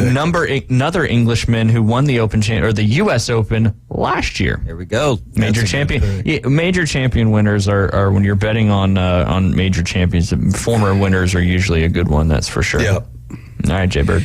The riskiest pick I have thus far, Justin Thomas. Very risky. Yeah. That's very risky. Yeah. Not playing the greatest golf right now of his career, but he's been up and down. He did well a couple tournaments ago, and then kind of fell off a little bit. But yeah, good pick. That's for sure. Yeah. All right, let me see here. You didn't take Spieth, so I'm gonna take him. I'm gonna take Jordan Spieth. Good pick. He's played well at the Open Championship. Doesn't hit the ball a long way, but you don't necessarily need to hit it a long way in the Open Championship unless the wind's really gusting. But yeah, I'm going to take Jordan Spieth. All right, 2 more picks to go. We're blowing right through this thing. All right, dude. How is Xander still on the board? Maybe it's just because we only have 3 of us. I'll go with Xander Schauffele. That's a good one. All right. I'm liking this team right here. That's the thing. You're going to get a pretty stout team, but all it takes is a couple guys to miss the cut. Yeah. It never goes how we plan it to go. It always looks good on paper. Yeah, it does. All right, Jay. I'm going to go with E.T., Justin Rose. E.T.? Is that a real nickname? E.T. Kind of looks like E.T. Does he? Yeah. That's a first. Poor J. Rose dropping the E.T. bomb on him there. I think David's Googling his face to see if he looks like E.T. I don't know if I can make that correlation. What a great movie that was, E.T. Man, when we went to Universal over spring break, the ride the kids wanted to ride back to back to back was the E.T. ride. Yes. It's like stepping back into time. You ride the bicycle up in the... Yeah, I mean, yeah. And it's still the original ride from, when I remember when I was a kid, which is pretty cool. I don't know if David's buying into this ET correlation. I think that there's some connections here. I was really hoping that someone out on the internet would already have a side-by-side of ET and Justin Rose. He may be the only person in the world that's made this particular correlation. It's time to start one, David. There you go, man. I think I'm going to have to go home and Photoshop me a little side-by-side of ET and Justin Rose here and be like, does this look familiar? Yes. Right. Same person? Question mark? Yeah. Came back from his home planet. Yeah. All right, I'm going to take my fellow Chanticleer, Dustin Johnson. He's always done okay in Open Championship. The un-American. See, he's un-American, so he'll do well because it's not in America. Hating on Dustin. I know. Then I'll go with the un-American American as well here, Taylor Gooch. Because I said he was an American the other day, and he's totally American. I'm interested to see how he plays. He's been doing so well on the LIV Tour this year, and, he was decent prior to going to LIV Tour, but he's really been playing some good golf, and see if that correlates to the Open Championship. Yep. All right, Jay, who you got next? Only 2 picks to go. There's 2 picks. Well, you get one left, then I get the other one. Sahith Theegala. Good pick. Yes. Good pick. Another gentleman that's in the Full Swing Full Swing Netflix show, too. Yeah. Now, are you watching that right now? I'm in season 2. I finished Quarterback this past weekend. Okay. Yeah. Wait, season 2's out for Full Swing? No, episode 2. Oh, okay. My bad. Season 2 out. I'm excited for season 2 because the LIV Tour stuff will break. I'm on episode 4 of the Quarterback. Just gets better and better. It does. It does. It does culminate with the Super Bowl as well, like we were talking about the other day. Is that Liam Friendly? Is the quarterback thing? Is it? Not really? He's heard the F word before, and Mahomes drops it a lot as it goes on throughout the show. I got you. But not Kurt. Captain Kurt keeps it pretty clean. I wouldn't even say PG. Yeah, it's like G. It may even be like an animated movie. Yeah. Can you take, this is random, so random. So was E.T. and Justin Rose, so we're fine. Can you take a 13-year-old to see an R-rated movie? Is that like legally? I mean, you can. With parental consent. Can you take a 10-year-old to see an R-rated movie, or do you get? When can I start them out? I'm just curious. I don't know. I know the new movie theater's up. And so 4DX. That Gran Turismo movie looks amazing. Is it a race car movie? Yeah, it's a true story about a guy that was doing virtual race car driving through COVID, and he turns it into an actual 200 mile an hour like race car driver. Wow. Yeah. That is neat. So the simulation actually paid off. It did. Yeah. Look at you. The pandemic paid off for a lot of people. Yeah. But anyway, that comes out like August 10th, man. That's going to be good to watch. I remember playing Gran Turismo year after year. It was just such a fun game to play. That's a great one. Yeah. And then not to be confused with Gran Torino, which when it first came out was a Clint Eastwood movie. Yeah. Yep. Man, he's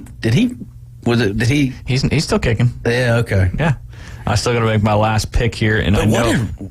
Go ahead. No, I was just going to say, like, Clint Eastwood, like, in that movie, wasn't he like a crouchy, like, old man? Oh, yeah. Like, just kind of, And there's a lot of other things besides Grouchy and Crouchy. Yeah. But, I like that. Like, it's like grouch and crotchety. Like, it's combined into one. That's a J-ism if there ever was one. Crotchy. He was crotchy. That sounds. I'm going to take Max Homa for my last pick, okay? We're just going to move right on from crotchy. Taking it all Homa. That's right. So to recap, David has Scheffler, Smith, Hatton, Fitzpatrick, Schauffele, and Gooch. And then you've got Hovland, Fowler, Tom Kim, Justin Thomas, E.T., and not to be formerly known as Justin Rose, and Sahith Theegala. And then I took John Rahm, Brooks Koepka, Tommy Fleetwood, Jordan Spieth, Un-American Dustin Johnson, and Max Homa. So we'll see how that all shakes out there. Yeah, that's a nice. We can get up early and watch the coverage. Yes. I can't wait. Let me look at the weather here at I forget it's called Royal Liverpool, Hoylake, England. Hoylake, England. Hoylake weather forecast. Sorry, I'm going to read it out loud while I'm typing it. What are you hoping for? Are you hoping like 70 and sunny, or are you? I mean, what are you? I'm hoping for carnage. I am too. Carnage is so much better. 50 degrees. What if it's like the first 2 days are beautiful, gorgeous, or whatever, and then Saturday and Sunday, Ryan gets the carnage he wants? I like that. That's kind of ideal. Yeah, it is. But here's what we got right now. Thursday, the high is 62, and the winds will be blowing 14 miles an hour with a 50% chance of rain. Friday, it's going to be 70% chance of rain with a high of 62, winds blowing 14 miles an hour. It looks like the winds aren't going to get too crazy. You got the 12 miles an hour on Saturday, 12 miles an hour on Sunday, but low 60s and most likely raining both days with a 80% chance of rain on Sunday, bringing it in there in Hoylake, Virral, UK. What's your thoughts on playing those courses out there? Do you like the in-town golf courses, or do you like the ones that are like way out in the countryside? I mean, does that? I don't know if I care either way, but if I had to care, I think I'll go with the in-town golf courses. You like that? Like St. Andrews, right there, finishing up in the town of St. Andrews. That way you can run over for a Guinness. Yeah, right after you're. That's what everybody's doing. Yeah. Isn't there a golfer who hit a shot from that road behind there on 17? Yeah, 17 is the road hole where you got to hit it over the hotel. Gotcha. And literally just to the right of the green is the road right there. And you've had guys hit it into the little stacked stone wall back onto the green because you couldn't you don't get relief from that. Right. So you've seen guys, that's such a difficult hole because they always tuck at St. Andrews, they always tuck that hole location right behind that pot bunker on 17. It's very, very, very hard to get to. Yes. I don't know as much about Royal Liverpool. They don't play it quite as much as some of these other golf courses. But yeah, should be good. Those aren't going to be my picks, Terry. Those aren't going to be my picks. I don't make my picks until after we have the Wednesday segment where they have the experts that haven't paid off for me. I think we're coming up on the 30-year Hall of Shame, John Vandeveld. I think that was 1992, where he choked it. Well, if it was 92, we missed the 30-year last year because it is 2023. Oh, it is. Yeah, sorry, my math. Yeah, the 301, the Crayon 301 is what got Did you figure out if there's been another NASCAR race that has an odd number of laps? I have not. I want to look at that. You should. You should. It would be a good one. Yes. I think this may be the first. It'd be awesome if it was. Yeah. You got to watch the show, Tony. There's people texting. Another gambling group that we do a year-long golf contest in. There you go. I want to know this answer. I'm with you. Number of laps. I mean, how would you search that up? Has there ever been a NASCAR race that has an odd number of laps for the total? Well, the 301 isn't the laps, though. That's the miles. Miles. Yeah. Or, laps. But it's a mile long. New Hampshire's a mile long. Oh, so it is. Ooh, threw right back. There you go. That is true. It's laps. Has there ever been an odd number of laps? He got lucky on that one. Hey, That's no, for he sure. got me, though. He got lucky. I don't know if it's my jawbone or my ear over here feeling like Evander Holyfield. Biting it off. Oh, Evan. Nothing? Come on, Jay. That is a hard Google, though. Yeah, you got to be very specific with your keywords. They're at the halfway point, though, right now. Are they? Well, technically, I guess once they're halfway through with 150. 150 and a half. Yeah, that's why you don't do odd miles or laps. Sometimes it coordinates to both. Yeah. Anything, Jay? Come on. No, I'm not seeing anything. The listeners are waiting. That is for sure. Oh, here's a jski.com 103. I don't know, 103. That doesn't sound like a Cup Series race. No, it's is that what they call it? Is it fair to say Cup Series? Cup Series, yeah. Which is like, come on, NASCAR, get a sponsor for it already. Let's go back to Nextel or something. Bring that company back from the dead. The push to talk? Yes. I knew some people in college that had to push to talk. I was like, why don't you guys just get a walkie-talkie and walk around? It's the same thing. Right? I get it. It's a cell phone. It is. Yeah, don't forget, coming up on our next break is the Blast at Bay Point. We want to congratulate again Don Walton. It was just an hour and 20 minutes ago, like 2 minutes ago. We were talking about this. And here we are on the precipice of our first high-low competition for our show this week. Again, congrats to Don. He's right here in Panama City Beach. He won the high-low last week. And you could win yourself a round of 2 for golf at Bay Point Golf Club out there. And David, like you mentioned, golf course is in great shape. It's a great time, great staff, and the weather this week looks pretty spectacular. So you can use that as soon as you win it. All you got to do is listen to us at 1240, and you're going to play high-low. The 10th caller will get a chance to guess how many takeout orders did Barbaritos on 23rd Street serve this past Saturday night. Number is between 50 and 100, and we already had a guess on the morning show this morning, so it's already been narrowed down to, what is that, 34 potential numbers that it could be. And that's just quick math, because it can be that bottom number as well. But just give us a call on the break. That's 850-215-6290. And also don't forget to vote Best of Bay for Bay Point Golf Club, Beach House Sales Development, Beth Mulby, and James Hale on the Coach James Hale Show. Now, you got 3 great shows right here on ESPN Northwest Florida. You got the Coach James Hale Show every 7 to 9. Great information on college football, primarily SEC. Every once in a while, a little Ohio State sprinkled in there when Jason and Jim Baran are on the show. And then the Inside Drive with myself. Not so much you this week, Jay, as you got to be teaching the kids. But next week. You're back next week. Yeah, looking forward to it. And then once we get through that first week of August, you'll be here all the time. Yeah, until Thanksgiving. Man, that's going to be quite a run. Yeah, it will be.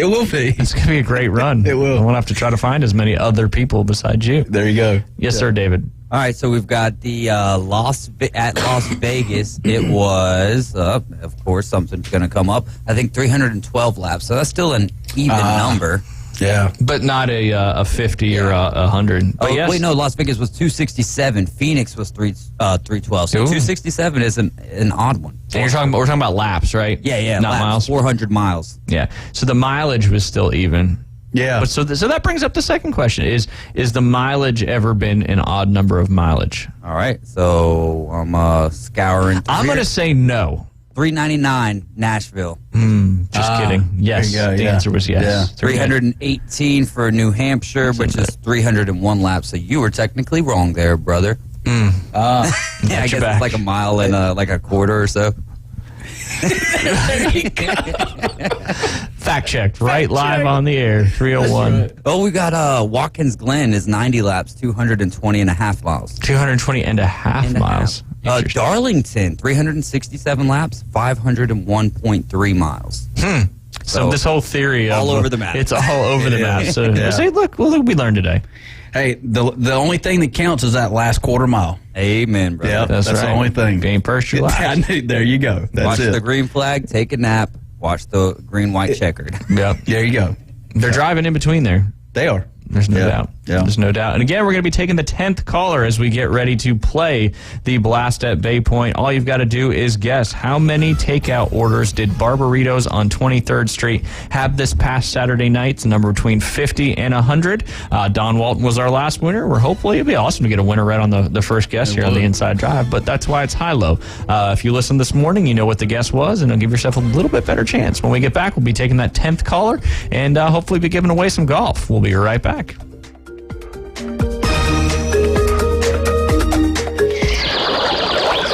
ESPN Northwest Florida has the real local fishing report. Hi, this is Tim from Bay Breeze Bait and Tackle.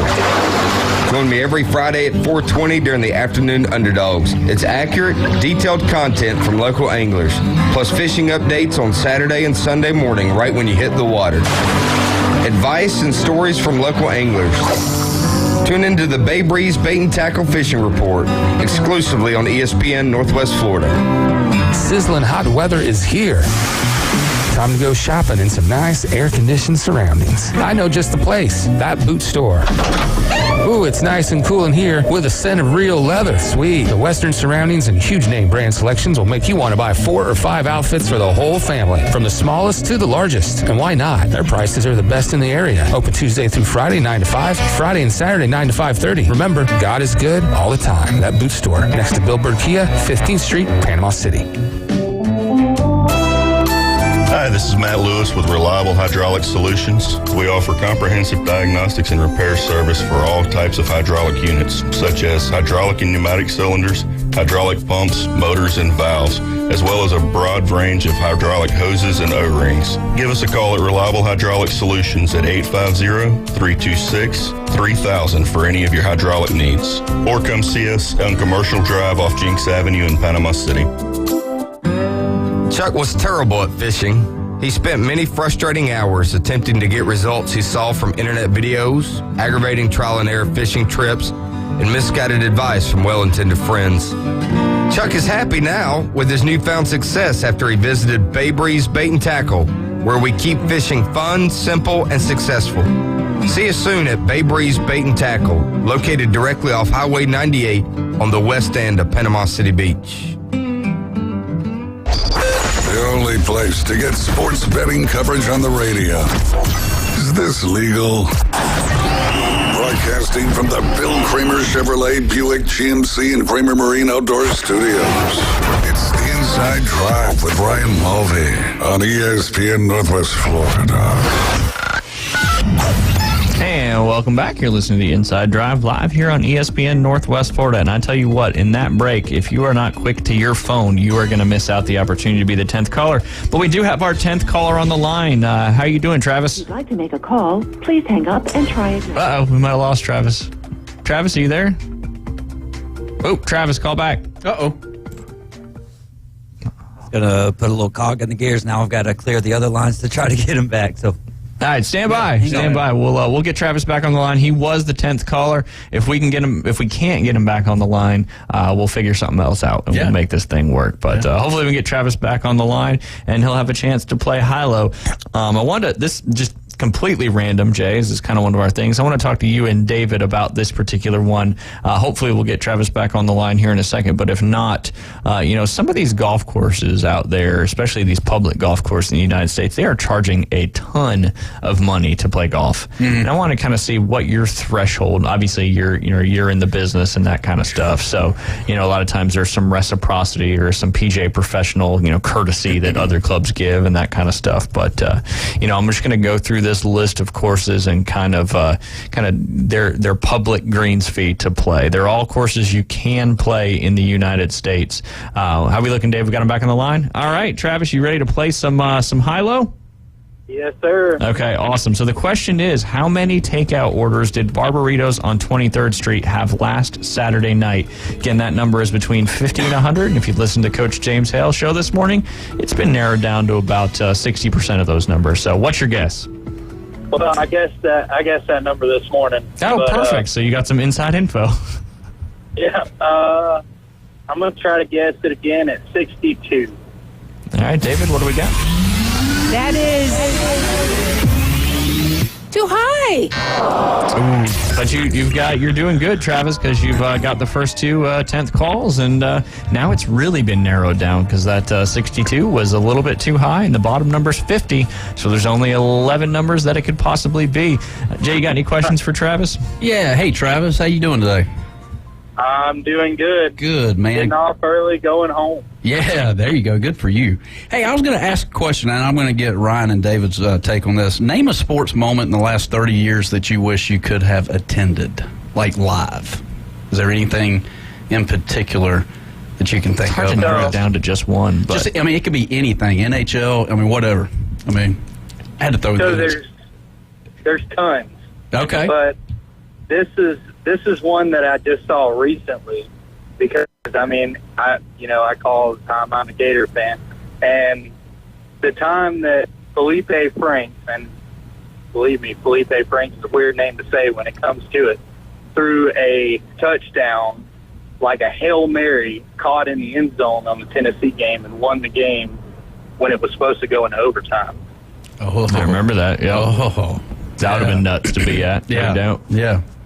But then again, the one of the best parts about that is hearing the commentators and all freak out over it. So I don't know. It would be an awesome moment to see and celebrate with, but it also would kind of suck because you don't. I mean, I guess you could hear it later, but that's one of my favorite parts. Them spontaneous, huge plays is like the commentators freaking out about it.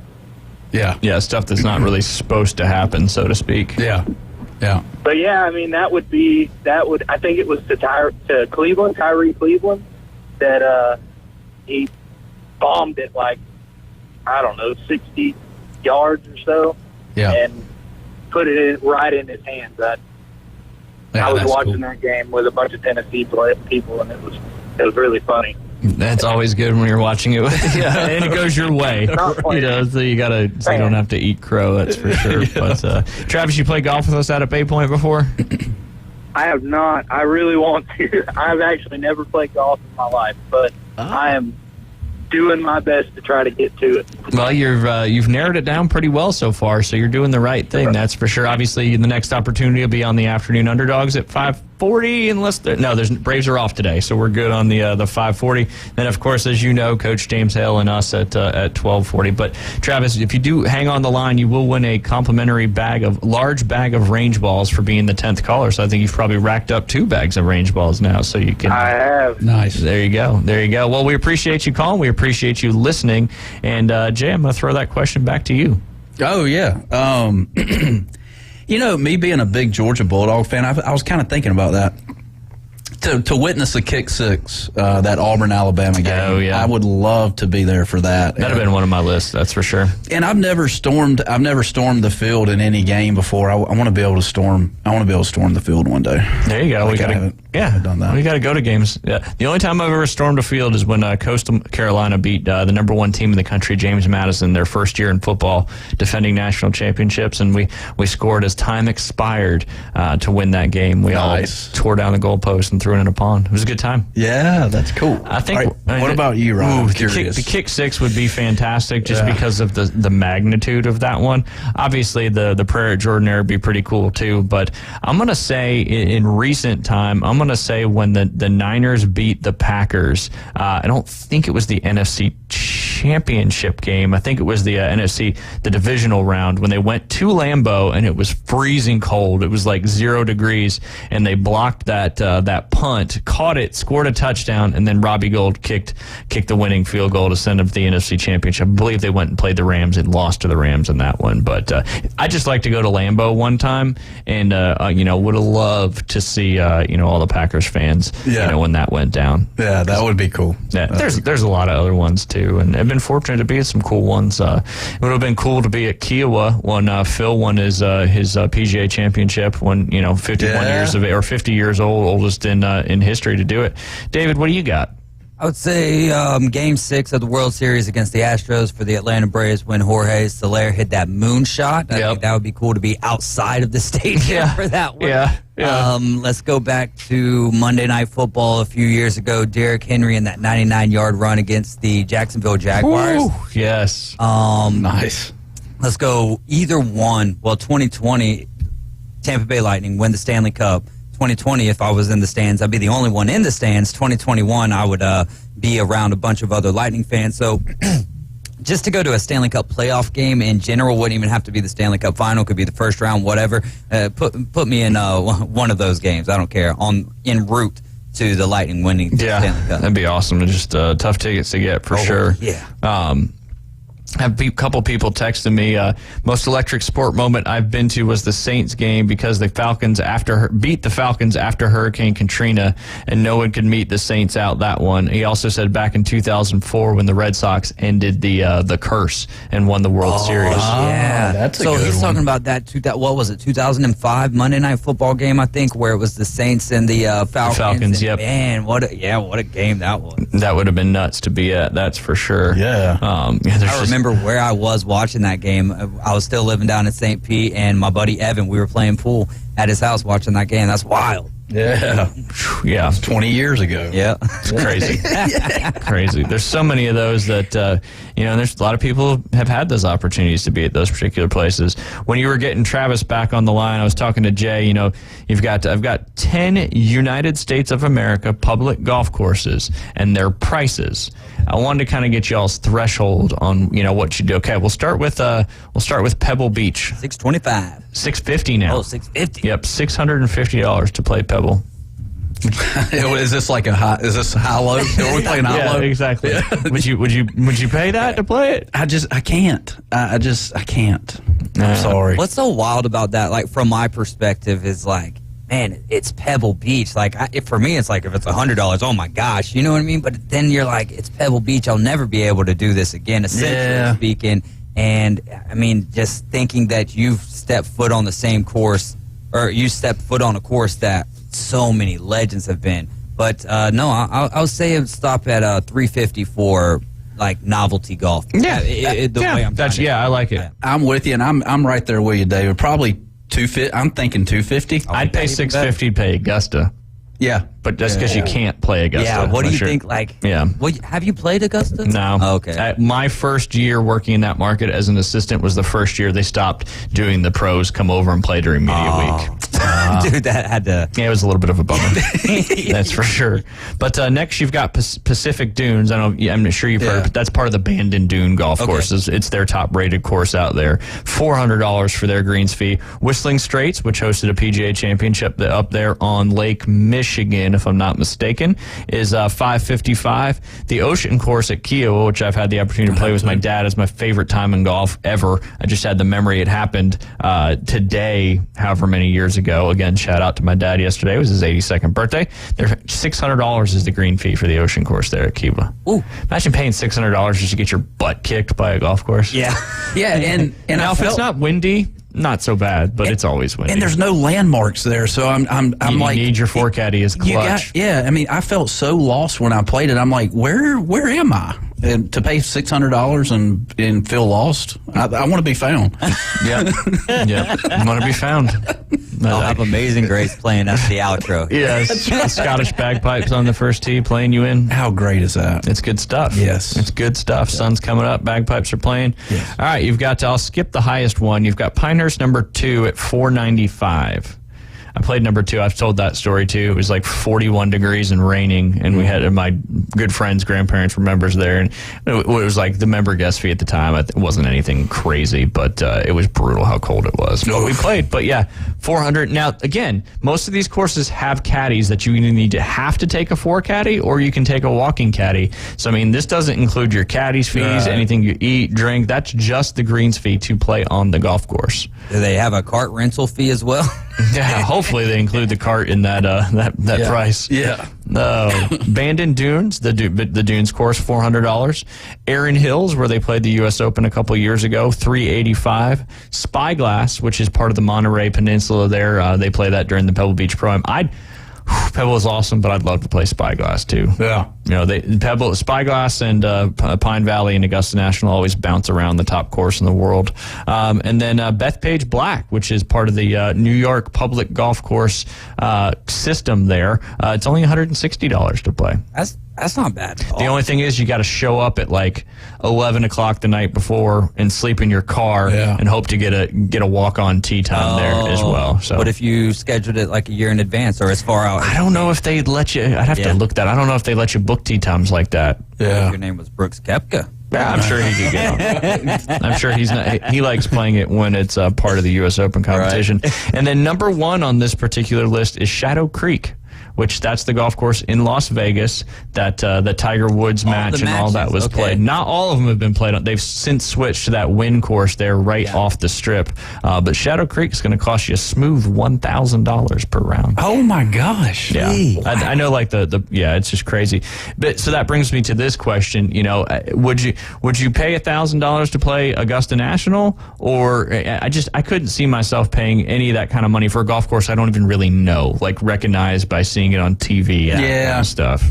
Yeah, and it's not, to me, it's not about the golf course as much as, like, you know, who I'm playing with as well. And, you know, is it crowded that day? Is somebody going to be, you know, right behind me, pushing me, you know, like, I mean, there's all these factors that go into how terrible or good you play. Yeah, I mean, there's so many factors, but I think it's more important, just from my perspective, is who I'm playing with. Yeah. I don't think you were here when we asked you who your foursome of golf would be. If you could pick, I think that was Bill that was here when we did that. So we'll put you on the spot. It's a tough one, but if you had 3 other golfers to play with, they don't have to be golfers. They don't have to be celebrities. They can be, you know, I mean, they need to be some high profile people. Living or dead, or both? Both. Oh, I want to hear both. Yeah. Oh man. Golly, let's see here. Tiger Woods, would love to play golf with him and pick his brain on golf in general. What if he was a jerk to you the whole time? I don't know. I would. That was like, I've looked forward to this like my whole life, and now you're just gonna act. It's like when you meet an athlete for the first time and they don't treat you nicely. Yeah. But I would I would set this up from a very smart standpoint. I would pick Tiger Woods, but then I would pick like old Tom Morris. You know, who won like the first 20 straight Open championships at Prestwick Golf Club. He did. Yeah, there you go. And so I would like to see the interaction between them two. Yeah. You know, I just want to stand back and just listen to them talk.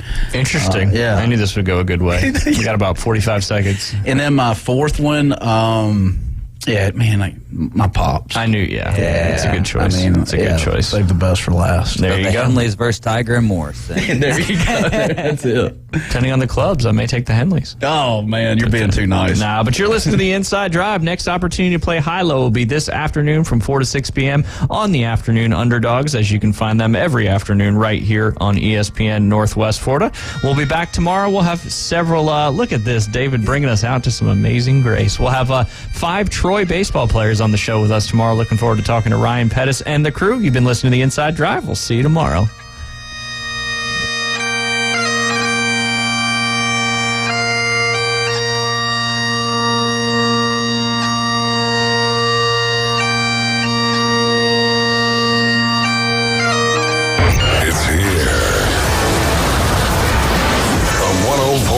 ESPN Northwest Florida app version 2.0. Now featuring ultra high fidelity. You'll feel like you're in the game. Plus more opportunities to win weekly prizes from local businesses when you click it to win it.